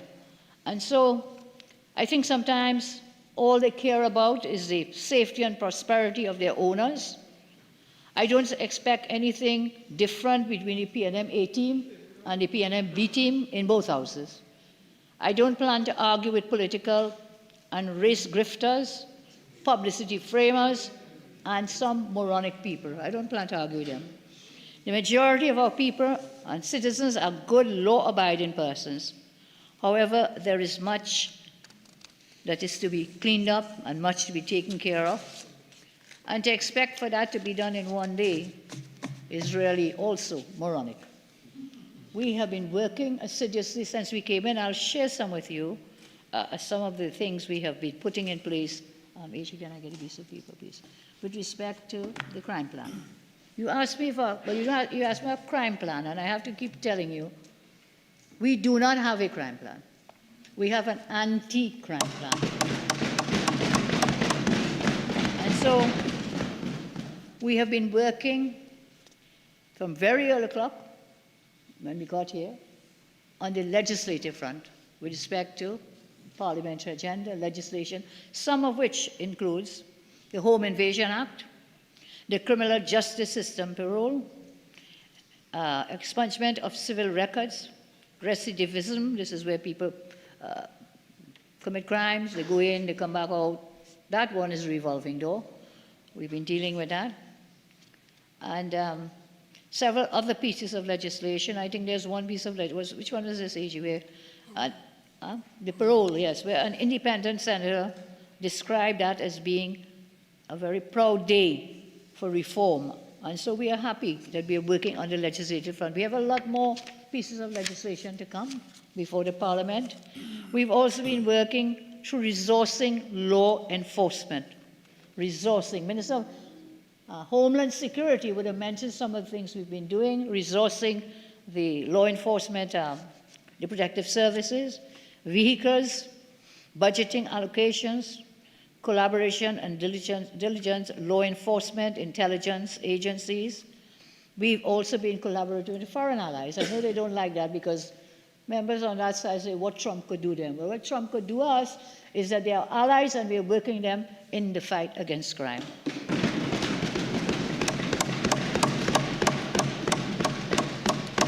So, in addition to the legislative, in addition to the monetary, the financing and resourcing, Minister of Homeland Security would have told us we are also increasing the TTPS, the numbers of the police in the TTPS. We are increasing the numbers in the Defense Force. We are increasing the numbers in the fire service. In all these fields, we are resourcing them in terms of equipment. I mean, listen, during my watch last time, in my last incarnation as Prime Minister, we built a fire station, one in Mayaro. We built other places. We built one in my constituency down in Pennelope. And for 10 years, never had a fire truck. We were able to put fire trucks there and elsewhere. Indeed, they say karma is a bad thing. Karma could be a good thing. So I had a good karma to be back here as Prime Minister to put fire trucks in all the stations. But the honourable member for Port of Spain North, St. Anne's West was not so fortunate. Because he came within that 10 years to open the Spina Superior Fire Station. And I was so very sorry that he fell down the stairs. Because that was the hypocrisy of keeping the station. Up to even then, it didn't have a fire truck, but came to put his name on the stone to turn the key for that building. So these things come back to bite you, as they say. And I want to remember and recall for all of us when both the former Prime Minister Rowley and the former Minister Hines, and they both said that it is not their duty to keep you safe. They said, it's not my business to keep you safe. Do you all remember that? Yes. It was not their duty or their business. But I see it as my duty, and we see it as our duty to do everything we can. To do everything we can. You have 30 seconds again, unless you wish your 15 minutes. I do ask for the 15. Yes, thank you. That went fast. We go further, Mr. Speaker, further than they ever did.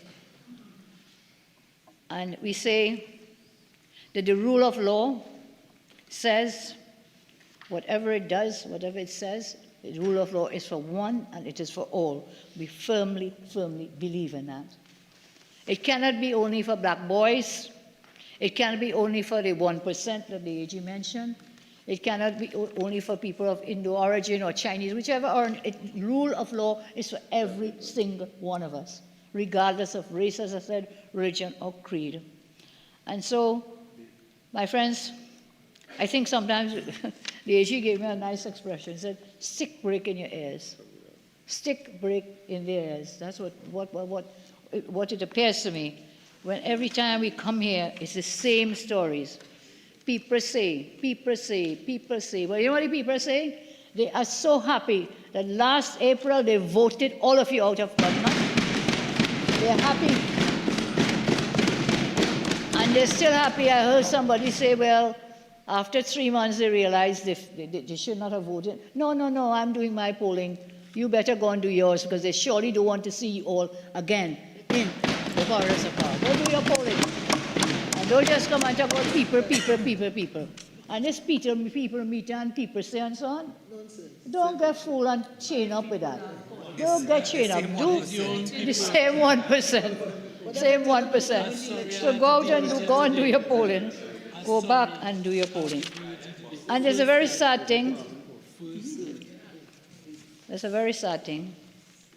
Several members I noticed today, you know, the narrative on the other side, they keep changing. Their playbook keeps changing. And today I heard a part of that narrative about divisiveness, that this SOE is dividing people in the country, dividing the people, turning them against the police. They're losing trust in the police. Again, I don't know which people tell you they say they're losing trust. But I will tell you from my polling, there's highest confidence in the protective services of Trinidad and Tobago at this time.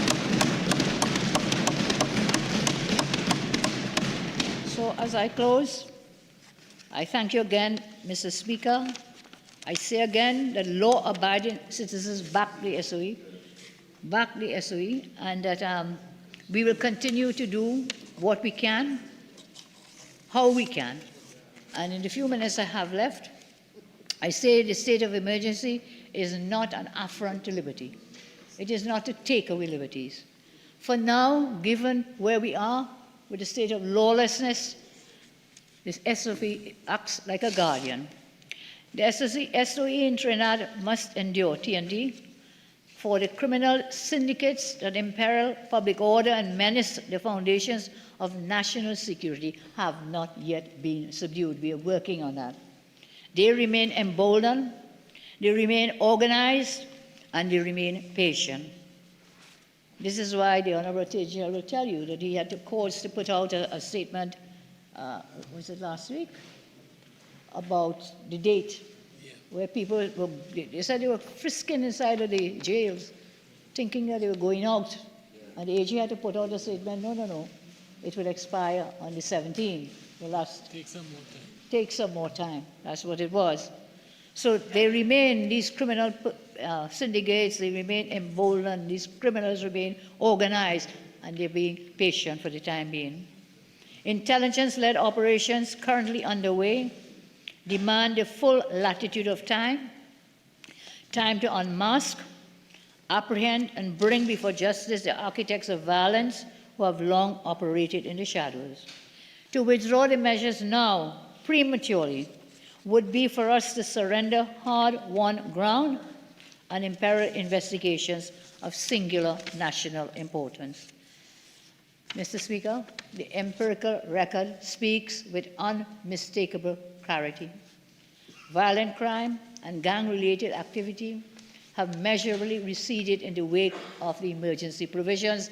Data provided by the Honourable Attorney General, data provided by Minister of Homeland Security and by the Minister of Energy shows us, and I don't understand why in the face of that data they would continue with the line, it's not working. Why would there be 42% decrease in homicides? Why, if it were not working? Just one example of all the other data given.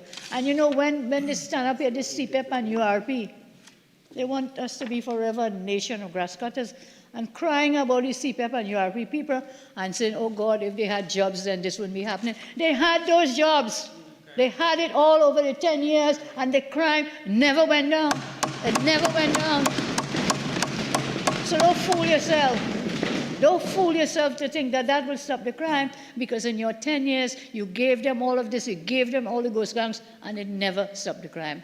So part of our crime plan includes the creation of sustainable jobs, anti-crime plan, creation of sustainable jobs to deal with crime in our country. Sustainable jobs. I mentioned to you last week or sometime about 14,000 jobs having been created within the year. The CSO said 8,000 jobs in the last quarter. That is a very important. But it cannot be CPEP and URT and the ghost gangs that you put together under your crime plan. In our anti-crime plan, they have no place. I said the work remains unfinished. Vulnerable communities and courageous witnesses still stand exposed to criminals. And so without the protective architecture the measures under the SOE afford, criminal organizations will reconstitute, will rearm, and methodically erase every gain we have been laboring to secure in Trinidad and Tobago. Mr. Speaker, I thank you very much.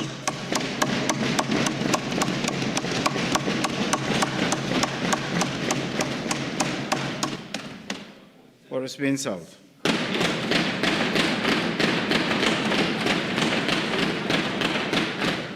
Mr. Speaker, I too have done my polls from Beverly Hills to Jeffers Lane.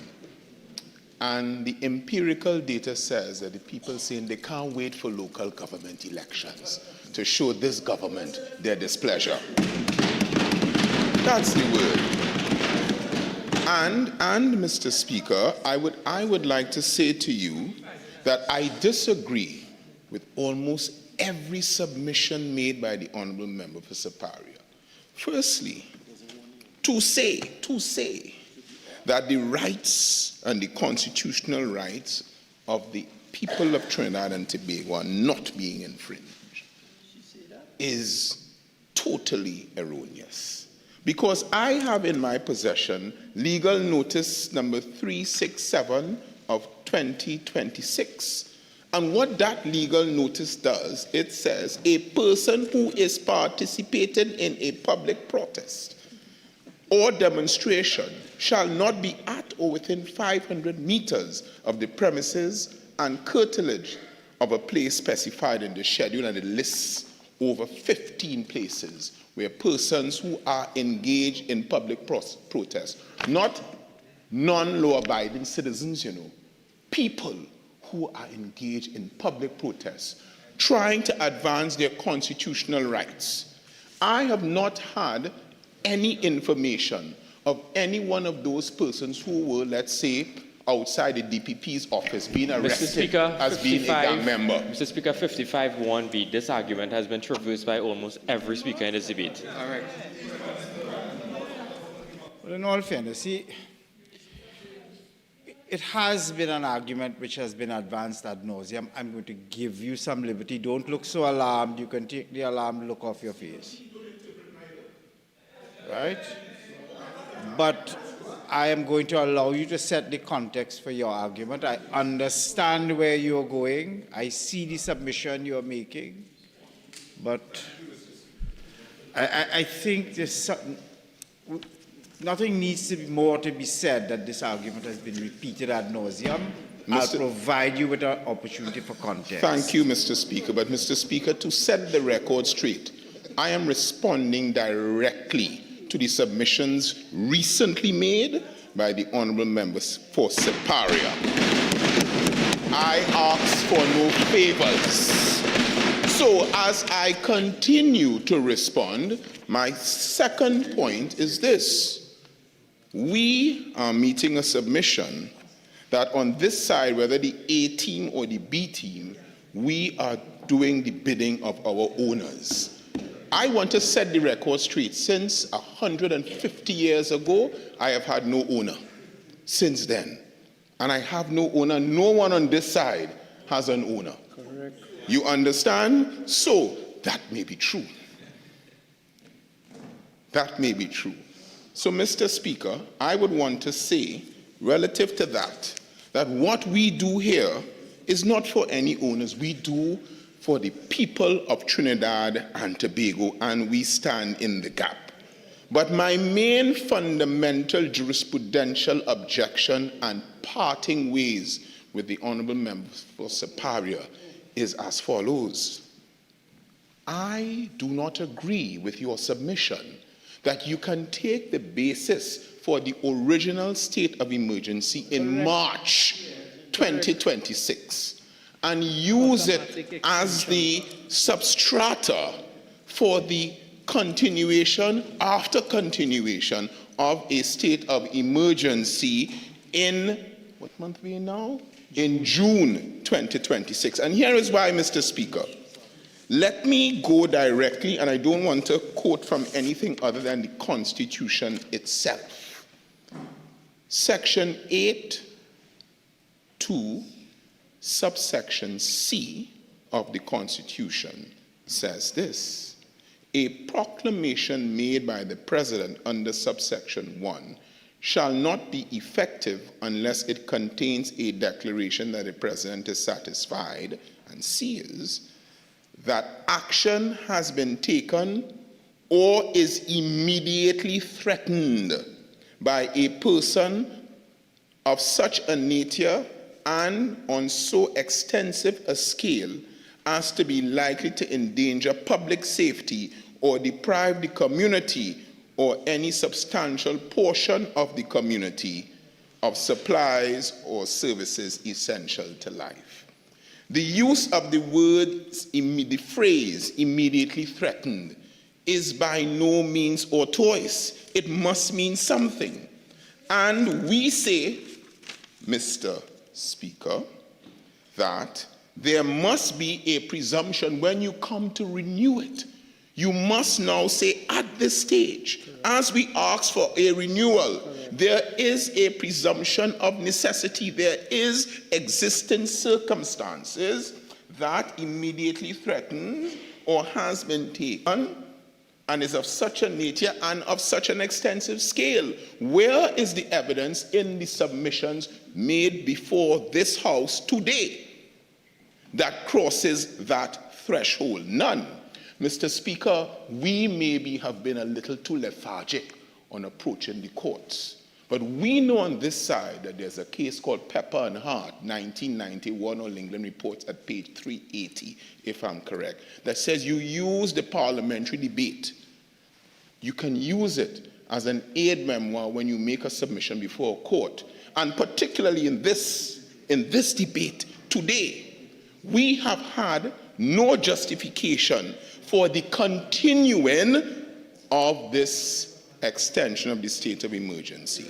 The Honourable Prime Minister has said her rationale is this: we go back to March 2026. But what is more curious is this: the Honourable Attorney General in his submission had a very,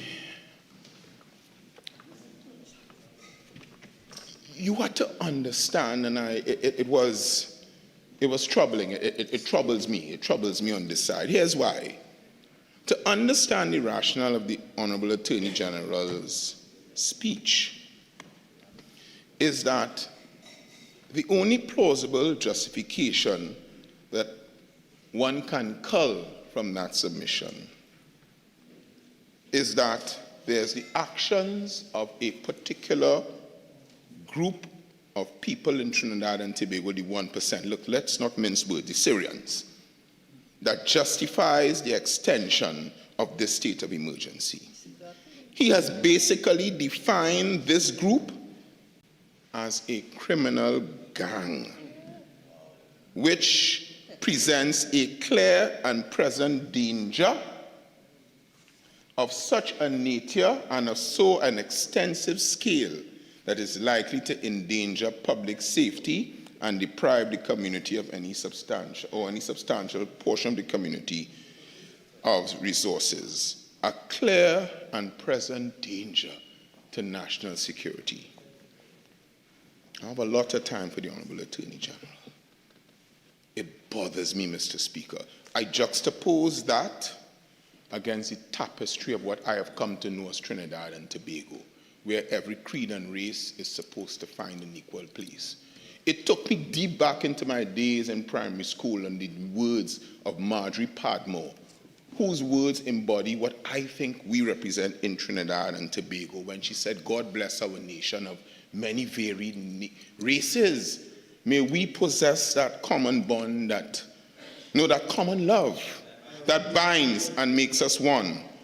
Let it be known around the world that we can boast of unity. When an attorney general makes such a submission as to a group in Trinidad and Tobago, we have to pause, because it's coming from the office of the Honorable Attorney General. So it's coming from a place of gravitas. So we have to pause. And we have to remember, well, how did all of us get here on this little rock? The East Indians would have come via indentureship, as indentured laborers. The Africans would have come as slaves. The Europeans, the Portuguese, they would have come from Europe either via a remnant of slavery. The Chinese would have come to Trinidad and Tobago from China, and they would have had their businesses and the shops. This is what West Indian history here. It's a simple point. The point is made. Whether we extend or not. My learned friend would have gotten it right.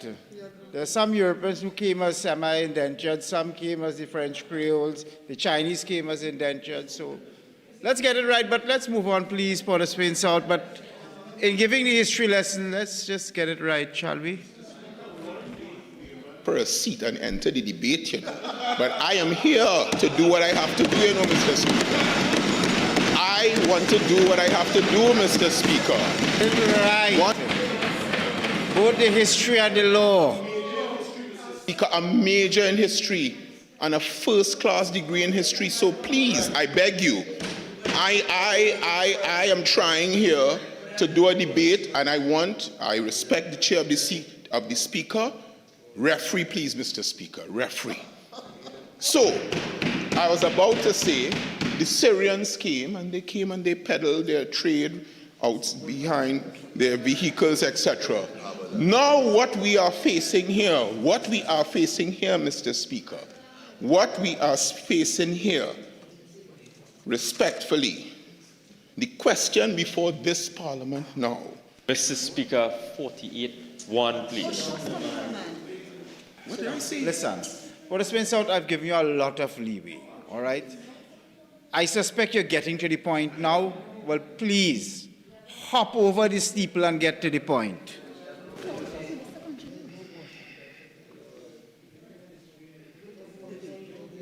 Mr. Speaker, the question before this Parliament is not whether violent crime exists, The question is whether this government has demonstrated that the present circumstances now, today, continues to satisfy the constitutional threshold established by Section 8 of the Constitution. And that is a fundamental different inquiry at this stage. And that is why I differ respectfully from the Honourable Member for Superior. It requires more than just references to crime statistics at this time. It requires more than general assertions about gang activity. It requires evidence of an empirical nature that the threat confronting the nation today remains at such a gravity and scale that the ordinary legal mechanisms are genuinely insufficient to address the threat. And that threshold has not been passed. Mr. Speaker, the framers of our Constitution understood the distinction between a serious crime problem and a constitutional emergency. A serious crime problem requires effective policing, intelligence gathering, prosecution, institutional reform. A constitutional emergency requires something. Mr. Speaker, may I ask you to look at 55(1)(b), please?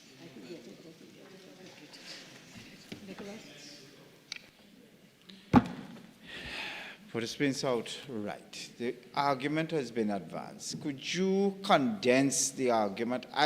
I think that point has been repeated by, there have been, 5 speakers on both sides? The point has been repeated ad nauseum. I know you better than most people in this House, and you're an expert at truncating an argument and condensing it. So if we could condense it, it's 11:32 in the night. Condense the argument in your usual style, and let's move on, please. It is getting to that borderline. Thank you, Mr. Speaker. Mr. Speaker, what I say is this. It requires circumstances so exceptional that Parliament is justified in entrusting the executive once more, with powers that will not be ordinarily available. That is why we on this side say that the burden rests squarely with the government to demonstrate the exceptional circumstances that requires a further extension. Mr. Speaker, when this government first came to office, it promised the people of Trinidad and Tobago not an anti-crime plan, you know. The exact promise was a crime plan as part of its manifesto. They promised the people of this country that once they were elected, they will tackle crime with intelligence and competence, and Trinidad will be safer within 6 months. What has been done now, Mr. Speaker, is that is usage of this extraordinary measure. And they could very well come back and retort and say, well, yes, Mr. serious Speaker, crime is down. May I ask you again to look at 55(1)(b)? Even the rhetoric is tedious repetition. There's no new point. The member is traversing old rhetoric that has been used by all speakers on that side of the House. 55(1)(b), please. For the spin out, let's, please. Later, we are not debating successful implementation of reforms, you know. We are debating a further extension of a state of emergency. And I understand why Couva South will jump up like Jack in the Box, but I will show him performance tonight. Tonight I will give him performance. I understand, you know, Nyla Blackman waiting. She wants a showdown with you. The longer extraordinary powers remain in force, the greater the obligation of this government to justify it. The government, therefore, Speaker, must answer the I call. rise on 4410, please, Mr. Speaker. I think the member is also reading. Very experienced member. Very senior counsel. I don't think the member is reading. I think he's having recourse to some notes which I see him looking at there. But I don't think he's reading. Well, it would come as a surprise to me if he's reading. Let me put it that way. Mr. Speaker, the questions that are to be answered by this government is, and we still ask it unless I have read the Honorable Attorney General's submission correctly. Really, is that the specific threat that requires this extension? Mr. Speaker, we say that the facts are very stubborn things, you know. And the facts in this state of emergency would reveal this. And I'm not speaking in terms of months, sir. I want to be a little more granular and speak in terms of days, Mr. Speaker. So the previous speaker who spoke about the time spent spoke about that time in terms of months. I'm going to speak in terms of days, anticipating whatever is going to happen from either Jack or... either Jack or Jack. The first state of emergency under this government was declared after the 18th of July. The short of the long is that taken together, this government has exercised emergency powers for 297 days out of 405 days of being in office. And those figures are important because, Mr. Speaker, if this extension is approved, the figure will increase to 397 days out of 505 Mr. Speaker, days in office. 55(1)(b). The member promised he would move on to a new point. This is similarly another point that has been traversed by several members opposite. Please, we must put a stop to this, Mr. Speaker. I think we keep repeating the same point over and over and over. As I've said, for the Spain South, no. Taking this seat is the nuclear option. The member having risen to speak must be given a proportionate chance to speak. All right? The fair and proportionate thing to do. But it doesn't allow the member an open license to simply stand there and repeat ad nauseum an argument which he has made or an argument which has been repeatedly made in the debate. Okay? So you promised me you were going to move on, and I hold you dear to that. So let's skip along to some fresh and, as I've said before, some fresh and fertile ground. Mr. Speaker, I thought I said before that one other speaker, the member for Port of Spain North, St. Anne's West, only spoke about months. It is the first time anybody in this debate, Mr. Speaker, I am getting a little more granular. And I'm speaking in terms of days. Mr. Speaker, that cannot be by any stretch of the imagination. Mr. Speaker. One can calculate with a simple calculator off the top of your head what months is in days. Okay? And I end this aspect, sir. I really am just responding to you because I've known you for time, but you are not within my. Go to how much seconds then? Yeah. So, Mr. Speaker, what it will mean is that for over 80% of this government's tenure in office. Mr. Speaker, 55(1)(b), you have repeatedly raised this standing order with the member, and he has not deviated from it. He continues to repeat every time he returns to his feet. Right. So, you've promised me you're going to move on, right? Because you know the power that the residual power that exists within 55(1)(a) and (b). You know that. As I said, it's the nuclear option, to quote the language of the Privy Council. Right? It's like a strikeout application. It's only to be exercised in rare and exceptional circumstances. But really, Colm, you're hovering on the fringes of eternity in making this point. Let's move on, please. Mr. Speaker, the issues that we have and we continue to have with this government as it relates to this extension, and particularly answering the honourable member for Siparia, as it relates to some predisposition, we came here hypocritically. We asked repeatedly, tell us, what is the basis of this extension that you're coming with? 55(1)(b), Mr. Speaker. A direct question. Almost all of the speakers spoke of the basis of this extension. No. Because the point was raised by the Honourable Prime Minister, I'm going to permit the member a short, but it is a point which has been raised as to that, right? But I think he prefaced it, the learned member prefaced it by saying that the Honourable Prime Minister said that it was a predisposition.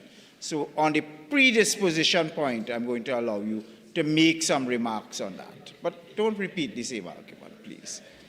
So I think you're on the predisposition point. Are you? Yes, Mr. Right, Speaker. so let's deal with that. And Mr. Speaker, as much as they jump up, I will remain focused on what I have to do this evening. So, having made that point, Mr. Speaker, we say this, we ask, what is the basis? We receive no response. What do you expect us to do? We have said we want to work with you. You have not given us anything to work with, so you know what we said? We are not supporting it. And true to our word, without receiving any information, we came here this evening and we said, we're not supporting it. And that's the basis for our non-support. It is consistent. That's it, Mr. Speaker. It is consistent. Now, Mr. Speaker, as I continue, when you look at this incarnation of this extension of the state of emergency, apart from the shift, and we say it's an axial shift, because they move now from dealing with gangs and threats, Mr. Speaker, to dealing with citizens. And that's a concern that the opposition has, and it remains a concern. And we say that if this proliferates, it will seriously erode enshrined democratic rights in Trinidad and Tobago as we know it. I then say, Mr. Speaker, that the state of emergency was presented to this population as a response to violent gangs. And what it seems to be doing now, Mr. Speaker, any reasonable citizen would observe, it is a response to persons who disagree with the position taken by this government. In that regard, Mr. Speaker, we say that this state of emergency that we are being asked to extend is not about protecting the public from criminals, but it's about protecting this government from the public. The government cannot persuade the population. Mr. Speaker, 55(1)(b. Again, the identical rhetoric coming from the member for Port of Spain South that has been traversed. Mr. Speaker, there's nothing new coming from the member for Port of Spain South. You continue to warn the member 55(1)(b. Port of Spain North, when you raise a standing order, you're entitled to some liberty. No, you just can't simply say standing order 55(1) and sit down. There's no context to that. You have to apply it to the facts of the interjection being made. You're an experienced... Mr. Speaker, he said tedious repetition. Yes, sit down, sit down. You are an experienced advocate. All right, let's not... It's too late for this exchange. Port of Spain South, let's avert this possible... Port of Spain North, come on, stop that. Well, yes, sometimes one has to save people from themselves. Come on, let's avert this, Port of Spain South. All right. I'm just going to ask you to indulge me, and I know you have a long, elegant run-up, but... Points and moving on, you know, right, and I will not be deterred. So let's get a new point, shall we? I will not be deterred. Mr. Speaker, the issues that concern the people of Port of Spain South with respect to this request or this extension, they are myriad, but I will just deal with a couple. Mr. Speaker, you see that impediment coming around the Parliament? Mr. Speaker, this is in the heart of Port of Spain South. Mr. Speaker, 55(1)(b. Mr. Speaker, I'm talking about constituency issues. Mr. Speaker, whether it is Port of Spain South, Port of Spain North, is the same issue of protest around the Parliament. Mr. Speaker, this is being smart with foolishness. 55(1)(b.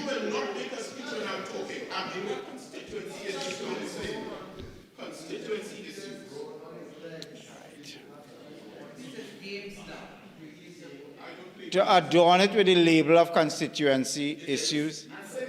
You've said the same thing. It's 6 of one, I've said before, 6 of one, half a dozen of the other. I have, Mr. Speaker. Can I implore you? I think you've made that point in the debate at 11:46 in the night. Can I just ask you to move to a different point altogether? Move to a different point or a different area. Mr. Speaker. I think we've exhausted the no protest zones. Actually, Mr. Speaker, I was going to make the point, particularly about the Parliament, not the no protest zones, you know, and about Woodford Square and what it means to the people of Trinidad and Tobago. So, but if it is that... If you want to talk about Woodford Square, the middle of Woodford Square will satisfy the 500-meter zone. So, Woodford Square would not. So, Mr. Speaker, it's counterproductive for us to be engaged in this back and forth. have to do, you know, and it's not counterproductive to me because I know what I have to do, and I'm very stoic in my approach. I know what I have to do, so no amount of objections, etc., will move me. I know what I have come here to do. I don't go Hyatt and get them performance, you know. I stay here and I get a performance in the Parliament. So here is what I have to say. Mr. Speaker, when you look at this submission, we say that the Honorable Attorney General has said that he had information from Commissioner of Police, the police, that says that the state of emergency under the UNC was more efficacious, and I'm paraphrasing here, than ours, yes? This is what the statistics say, though, Mr. Speaker, as it relates to serious crime. Mr. Speaker, under the state of emergency imposed by the People's National Movement in December 2024 to April 2025, it lasted 73 days. We had 4,038 arrests. Under the state of emergency, under this UNC government, they had 2,589. Under the extended state of emergency, I happen, Mr. Speaker, to get the data here. There's nothing that you can go to officially to get data, you know. You have to plod. You have to plod through now. So I have plod through. Mr. Speaker, I think the member for Portishead North made a point of the absence of data and so on. The member for Laventille East made the exact same point, Mr. Speaker. How much time we will warn Portishead South? These are not different. I think that is just a passing reference, but I think these are not different. So, Mr. Speaker, what I'm saying is that in the 73 days under the People's National Movement state of emergency, it was certainly more efficacious as it relates to total arrests than under the state of emergency, this government. And the one from the 13th of March, yes, I will ask for just 10 out of the 15, Mr. Speaker. No, well, 10 out of the 15, yeah. I'm happy. On a technical application of the standing orders, you can't ask for it on the expiration of the time, on an overly technical approach to the application of the standing orders, but I'm not going to do that. If I can extract a promise from you, you're not going to use up the full 15. Thank you. When you and you're going to deal with different points. Priority offenders arrested from December 30th to April, the PNM state of emergency, 3,561. Under the UNC state of emergency, 2,088. Firearms recovered under the PNM state of emergency, 205. Under the UNC, 154. And for the last period here, 90. Searches conducted, Mr. Speaker, 37,612 as opposed to 36,363. The point I am making, Mr. Speaker, is this, and hold on, there's one more area. Kidnappings and break-ins and fraud has increased in the Western Division. And guess what? The Oropouche East, you know what he said? It gone down. Which country are living in Oropouche East, huh? Oropouche East, which country are living in, huh? Oh, and Mr. Speaker, and hear this one. Oh, which chambers have expressed dissatisfaction with the extension of the state of emergency? Well, let me edify you. The Trinidad and Tobago Chamber of Industry and Commerce, they have expressed dissatisfaction. The Confederation of Business Chamber of Shogunas, they have expressed dissatisfaction. And Tobago East and West, the Hotel Association have expressed dissatisfaction. I warn you, don't be like the J. Giles band, you know who the J. Giles band were? They were a one-hit wonder. Don't be like the J. Giles band. That's all I would say. The Tobago and hotel, Mr. Speaker, that's the lifeblood of Tobago. So as I move on, Mr. Speaker, my final point that I want to make on this is as follows. Where is the exit strategy from these rolling states of emergencies from this government? I can't remember if anyone ever addressed that, Mr. Speaker. So let me, as my last point, make a point that was addressed by no one who spoke, not even the other side who have implemented this state of emergency. One would think that if you have a rolling state of emergency and you're coming to Parliament for support, you will present to this Parliament a strategy to say, well, when will it end? You would think so. The Honourable Prime Minister said, well, it will not go on for 5 years. I don't know. But what we have had here, Mr. Speaker, respectfully, is that there has been no indication whatsoever of any exit strategy. What will be the criteria for the Honourable Prime Minister and the Honourable Attorney General to say, enough, we want to now govern by normal means? What have they provided to us, Mr. Speaker, that will tell us that there's an exit strategy? Exactly. There is absolutely none. And this is the main concern of the opposition. Tell us what is the exit strategy? Nothing. And this is, Mr. Speaker, is it then that we're going to have a government of emergency? Yes. Where is normalcy going to be returned to Trinidad and Tobago?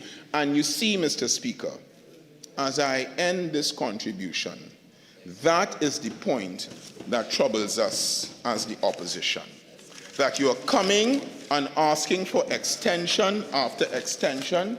You have someone who says that they're threatening to come back with Zozos, and yet we have no indication of any planned exit strategy from this rolling over state of emergency. Mr. Speaker, we say on this side that it's incumbent upon the government to give us that strategy, and in not doing so, we can only surmise that it will continue to govern under states of emergency. So, in closing, on this side, Mr. Speaker, we say that this government has not demonstrated that there is any need for these extraordinary powers to remain. I warn the citizens of Trinidad and Tobago, do not get numb to the infringement of your constitutional rights. Be vigilant. Be vigilant. And with that being said, Mr. Speaker, I thank you. And I want to end by thanking again. Every day I express the gratitude syndrome. I am so grateful to the people of Port of Spain South for giving me this opportunity at 11:54 p.m., 28 seconds, to be able to contribute in this Parliament, Mr. Speaker. And I am grateful. God bless our nation. Honourable Attorney General.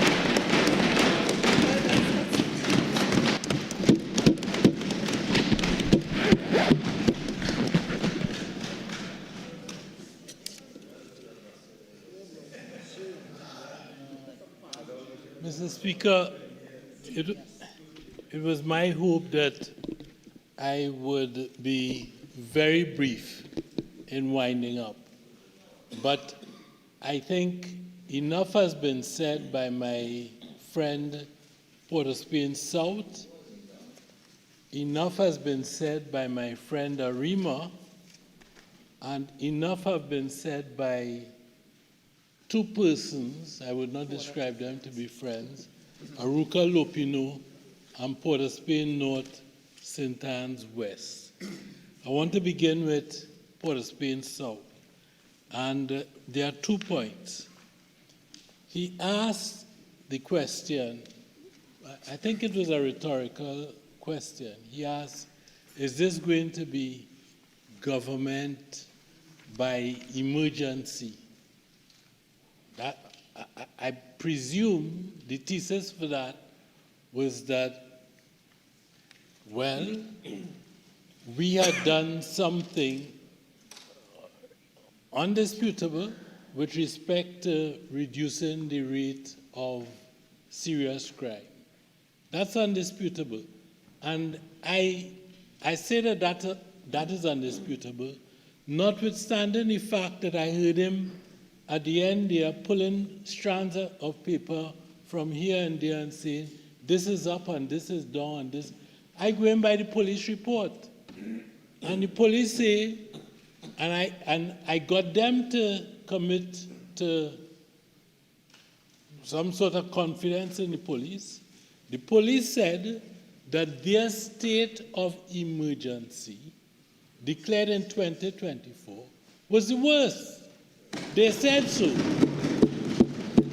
Now, I must confess that description of it, by me saying it was the worst, is me saying something, me describing it in short form at 11:57 in the night. Okay? They use more diplomatic language. I am just cutting to the chase. It was the worst. The second state of emergency was the strongest with respect to homicides. The third, ours, was not as strong with respect to homicides. We're keeping the rates in, but it was the best with respect to overall crime. That's what it said. So I want to debunk that attempt to pull a piece of paper from wherever, God alone knows, and to say, well, here what, this was X or this was Y.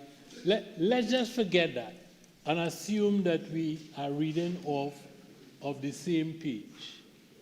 Now, the second point that he made related to the law, and the Prime Minister, I think, the Honorable Prime Minister, tried to carry my friend and junior through the law. I've done so on a few occasions with I mean, it's 11:57, but let me be patient. With less than perfect success. I was about to say with limited success, but less than perfect success. Now, he went to Section 8 of the Constitution, and that's where I'll begin. Section 8 of the Constitution says that, subject to this section, for the purposes of this chapter, the President may from time to time make a proclamation. Now, do we understand that? Yes. It says the President may, I just want to repeat it in case we didn't hear, the President may make a proclamation. Okay? Now, that's what the President may do, declaring that a state of public emergency exists. Now, even my friend from Port of Spain, North St. Anne's West, who disappears with all his courage, he bring him back. But he disappears every time I have to speak. Maybe he'll come back in a hurry. But A2 says, a proclamation made by the President under sub 1 shall not be effective unless it contains a declaration that the President is satisfied, A, war, as my friend from Arima said, no war, B, earthquake, hurricane, flood, fire, pestilence, that's COVID, and other things. As my friend from Arima said, none of those. C, that action has been taken or is immediately threatened by any person of such a nature and on so extensive a scale as to be likely to endanger the public safety. So that's where we stick it, that's where we have focused on. Now, that's not the end of it. As I like to say, 8 is followed by 9. And 9 is followed by 10. Now, what does 9 say? 9.1 says, within 3 days of the making of what? The proclamation. How many proclamations we dealing with? One. It is A in A, section 8, and the referring to the A proclamation in section 8. I mean, do we understand that, people? Okay, thanks. Okay, by the time we reach the 10, the section says, before its expiration, the proclamation. Which one is that? It is the same proclamation which is referred to in Section 8. Okay? Now, and what does it say? What does the enabling section say in 10? It says, the proclamation made by the President under 8 may be extended from time to time by resolution supported by a simple majority vote of the House of Representatives. What is the rider? The only fetter on that is this. So, however, that no extension exceeds 3 months, that's one, and the extensions do not in the aggregate exceed 6 months. Is that Latin? It's English. We have come on the proclamation, which relates to a proclamation. We have come to extend it by 3 months.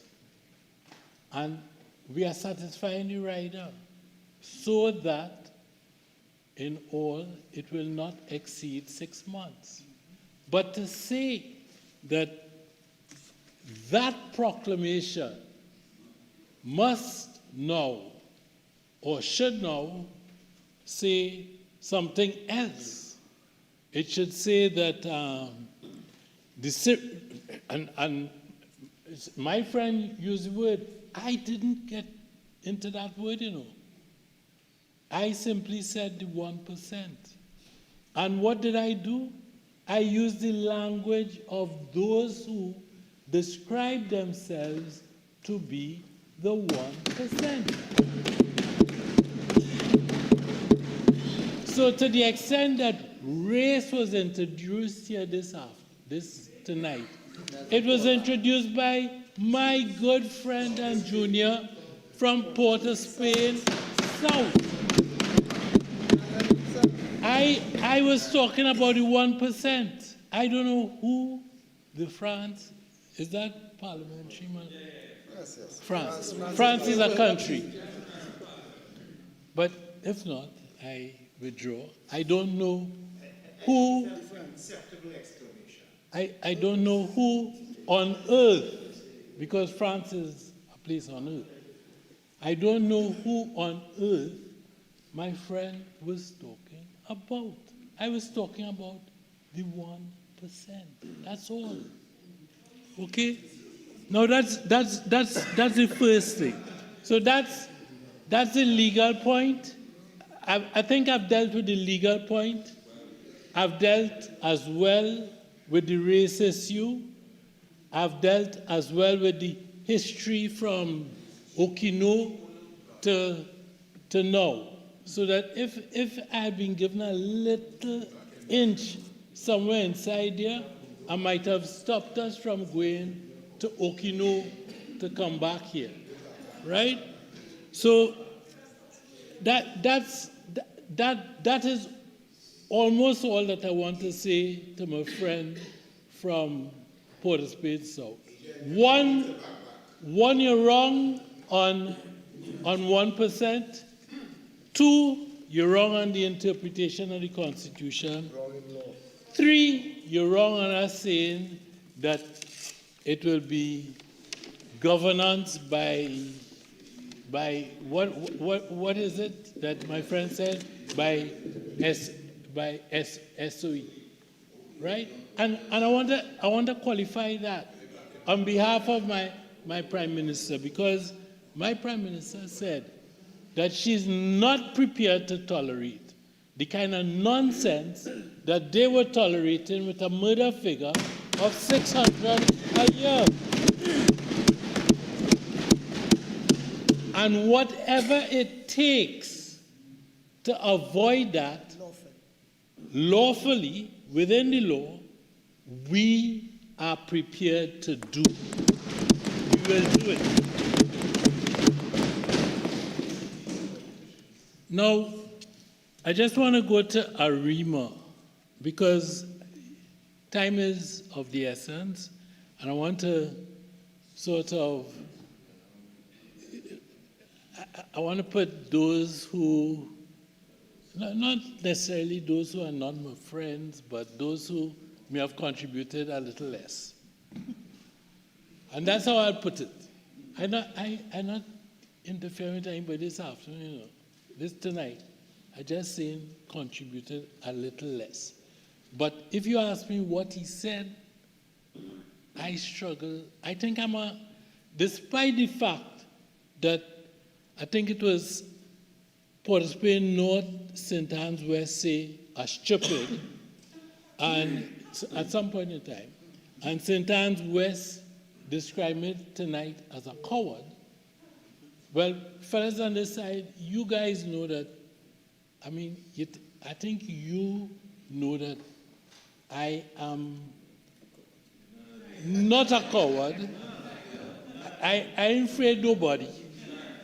And that except the Prime Minister, I am terrified of this lady here. Terrified of this lady. But on that side there, nobody. Because they're all a bunch of lightweights.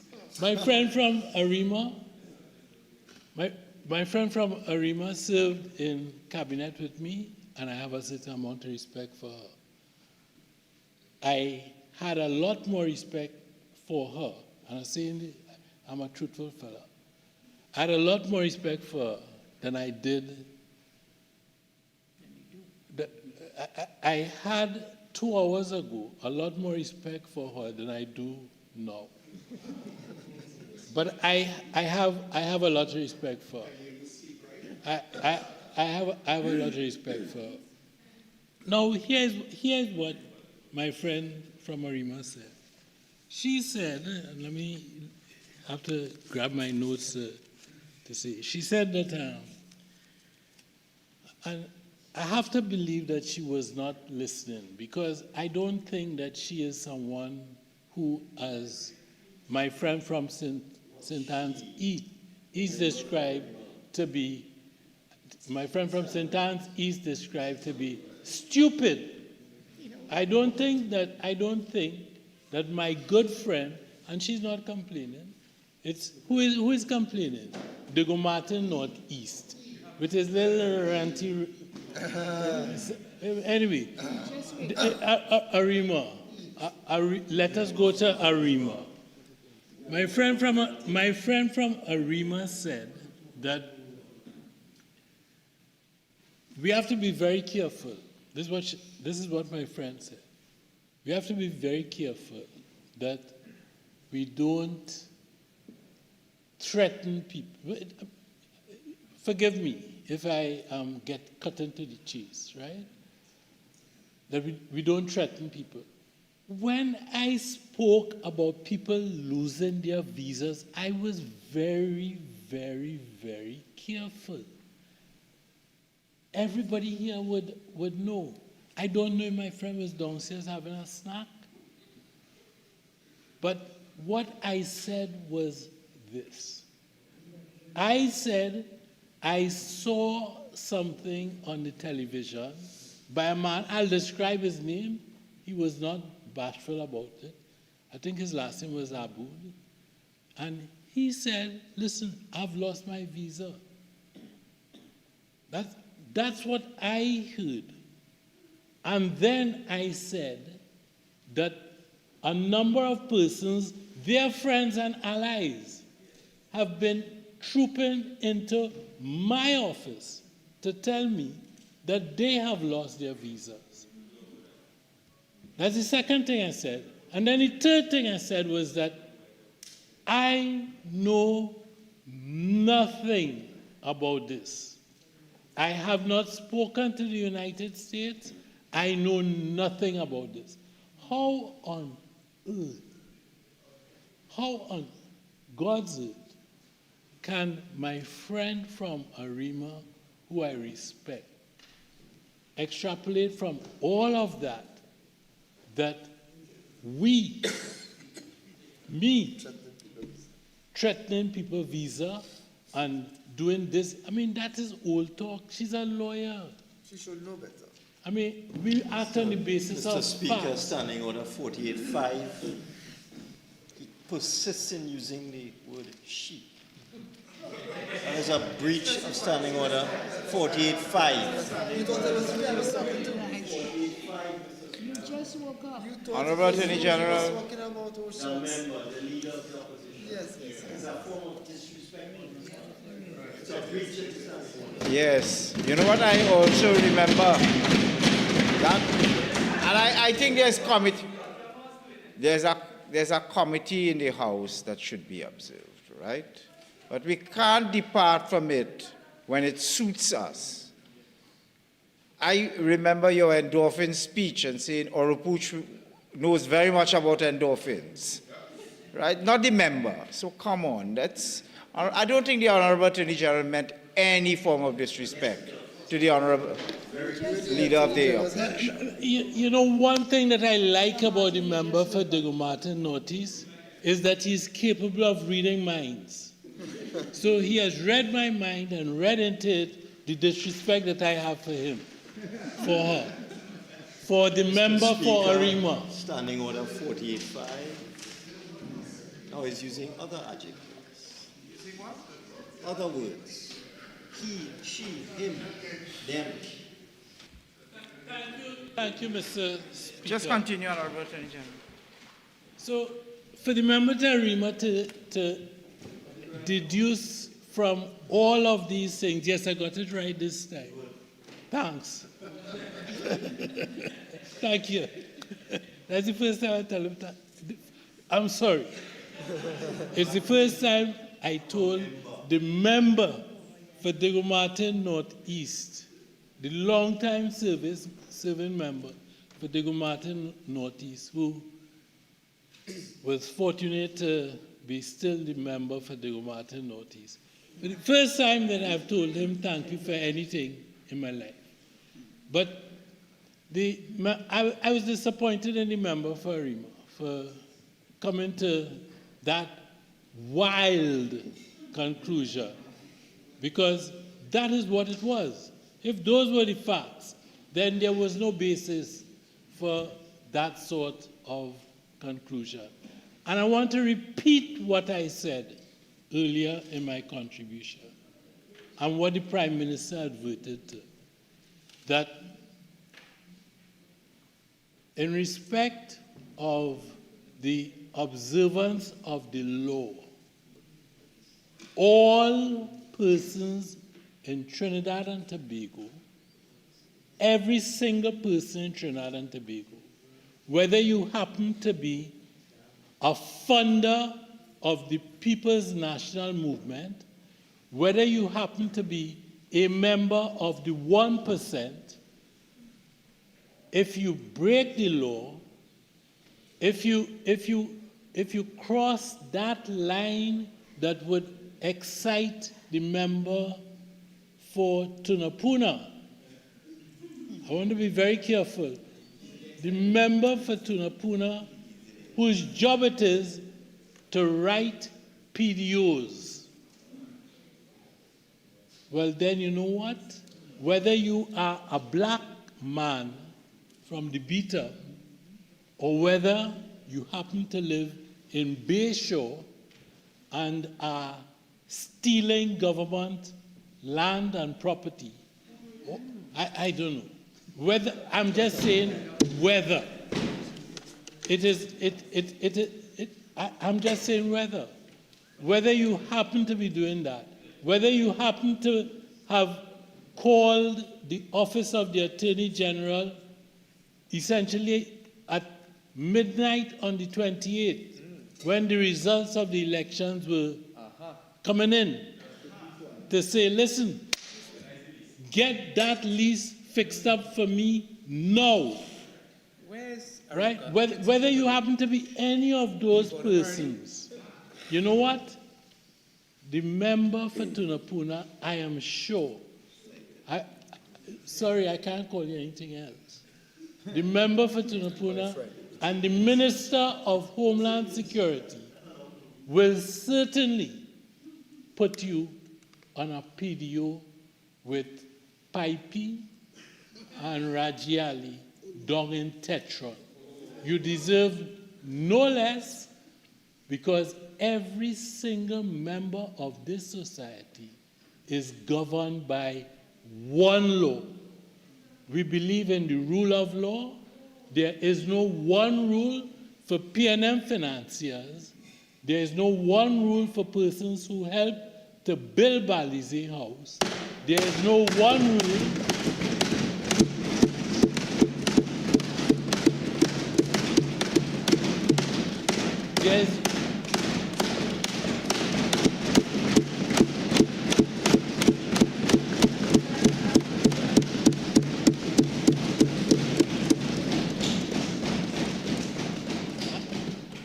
there's no one rule for some of us. Now, I'm changing my language, but I'm being very careful with my language.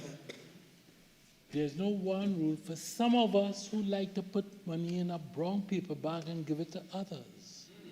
Okay? And you know something? I can say that outside of this parliament. You know why?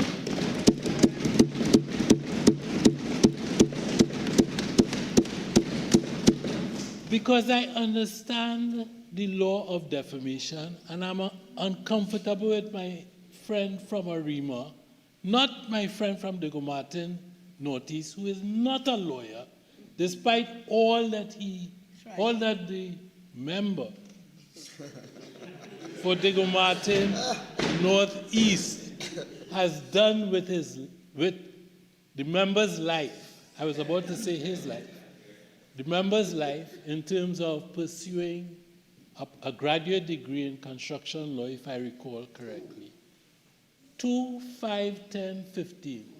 The member is not a lawyer and knows nothing about defamation law. But the member for Arima, the member for Arima, he lost the case against Mustafa. The member lost a case for Mustafa Abdul Mohammed. And you know what he lost on? Racism. Racism. That is what he lost on.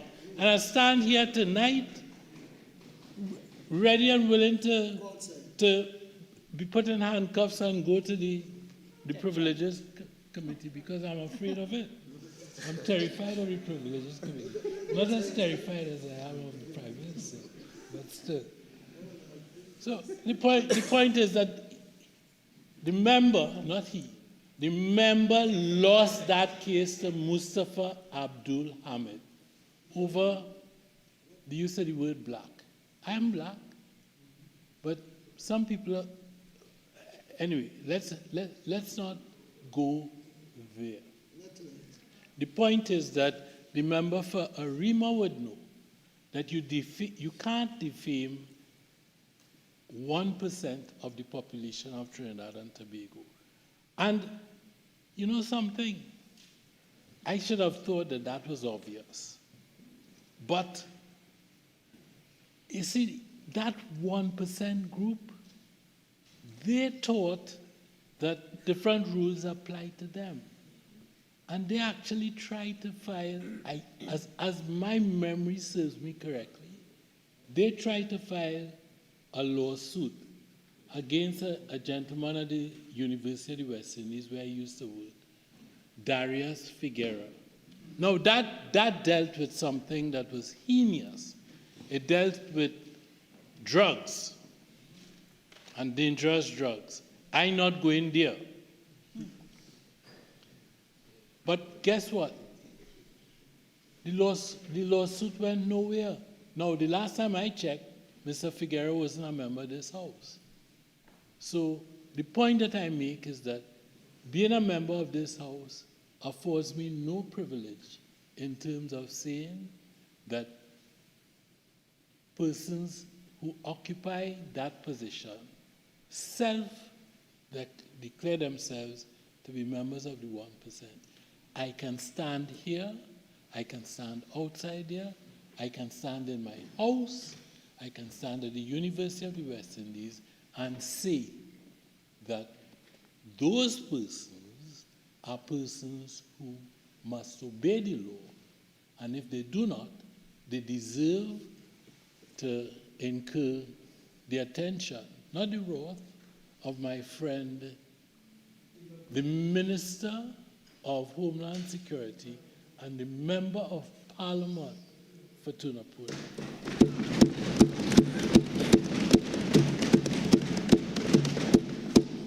Mr. President, I end with, Mr. Speaker, I end with these words. We've said on this side all along that the people of Trinidad and Tobago have elected us seriously for a purpose. We were headed to a very dark place.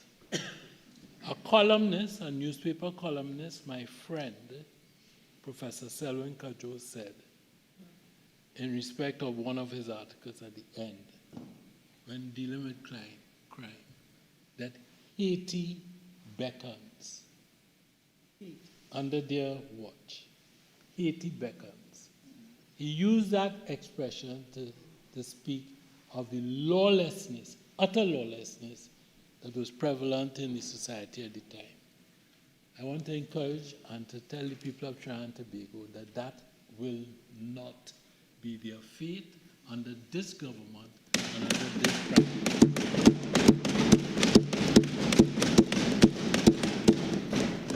And Mr. Speaker, with those few words, I beg to move.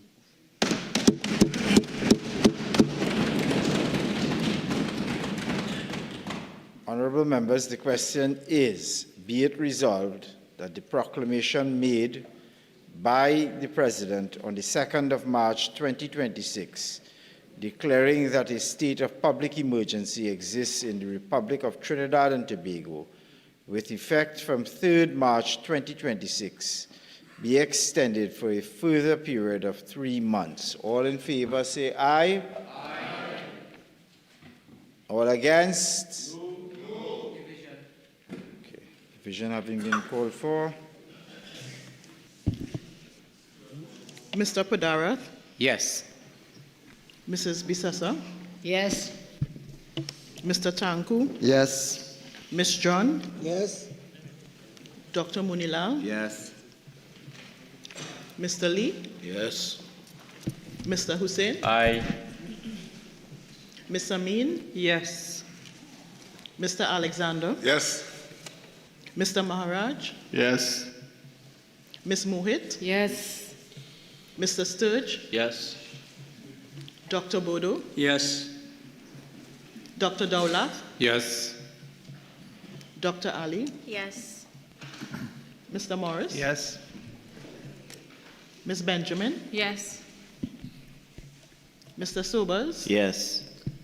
Mr. Watts? Yes. Dr. Sicharan? Yes. Mr. Kisa? Yes. Mr. Elder? Yes. Mrs. Sam? Yes.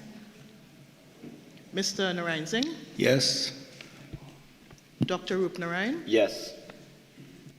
Dr. Gosain? Yes. Mr. Thomas? Yes. Mr. Sampson? Yes. Mr. Gonzales? No. Mrs. Beckles-Robinson? No. Mr. Imbert? Absolutely not. Dr. Gatsby Dolly? No. Mr. Young? No. Mr. Scotland? No. Mr. De Nobrega? No. Mr. Manning? No. Mr. Marcel? No. Mr. Devines? No. Mr. Birchwood? No. Mr. Romain? No.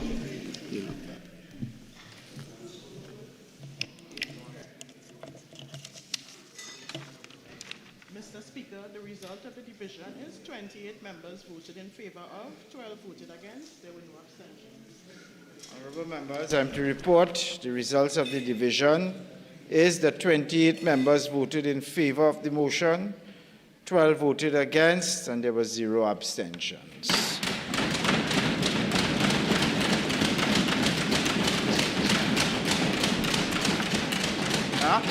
The motion is carried. Honourable Leader of the House. Thank you kindly, Mr. Speaker. Mr. Speaker, I beg to move that this House do now adjourn to Monday, June 15th at 10:30 a.m. I wish to remind members that the Standing Finance Committee will be convened on Friday, June 12th at 1:30 p.m. Thank you, Mr. Speaker. Monday at what? 10:30 on Monday. Honourable members, the question is that this House do now adjourn to Monday, June 15th at 10:30 a.m. All in favour say aye. Aye. Any against? This House now stands adjourned to Monday, June 15th at 10:30 a.m. Thank you. Good morning, everyone.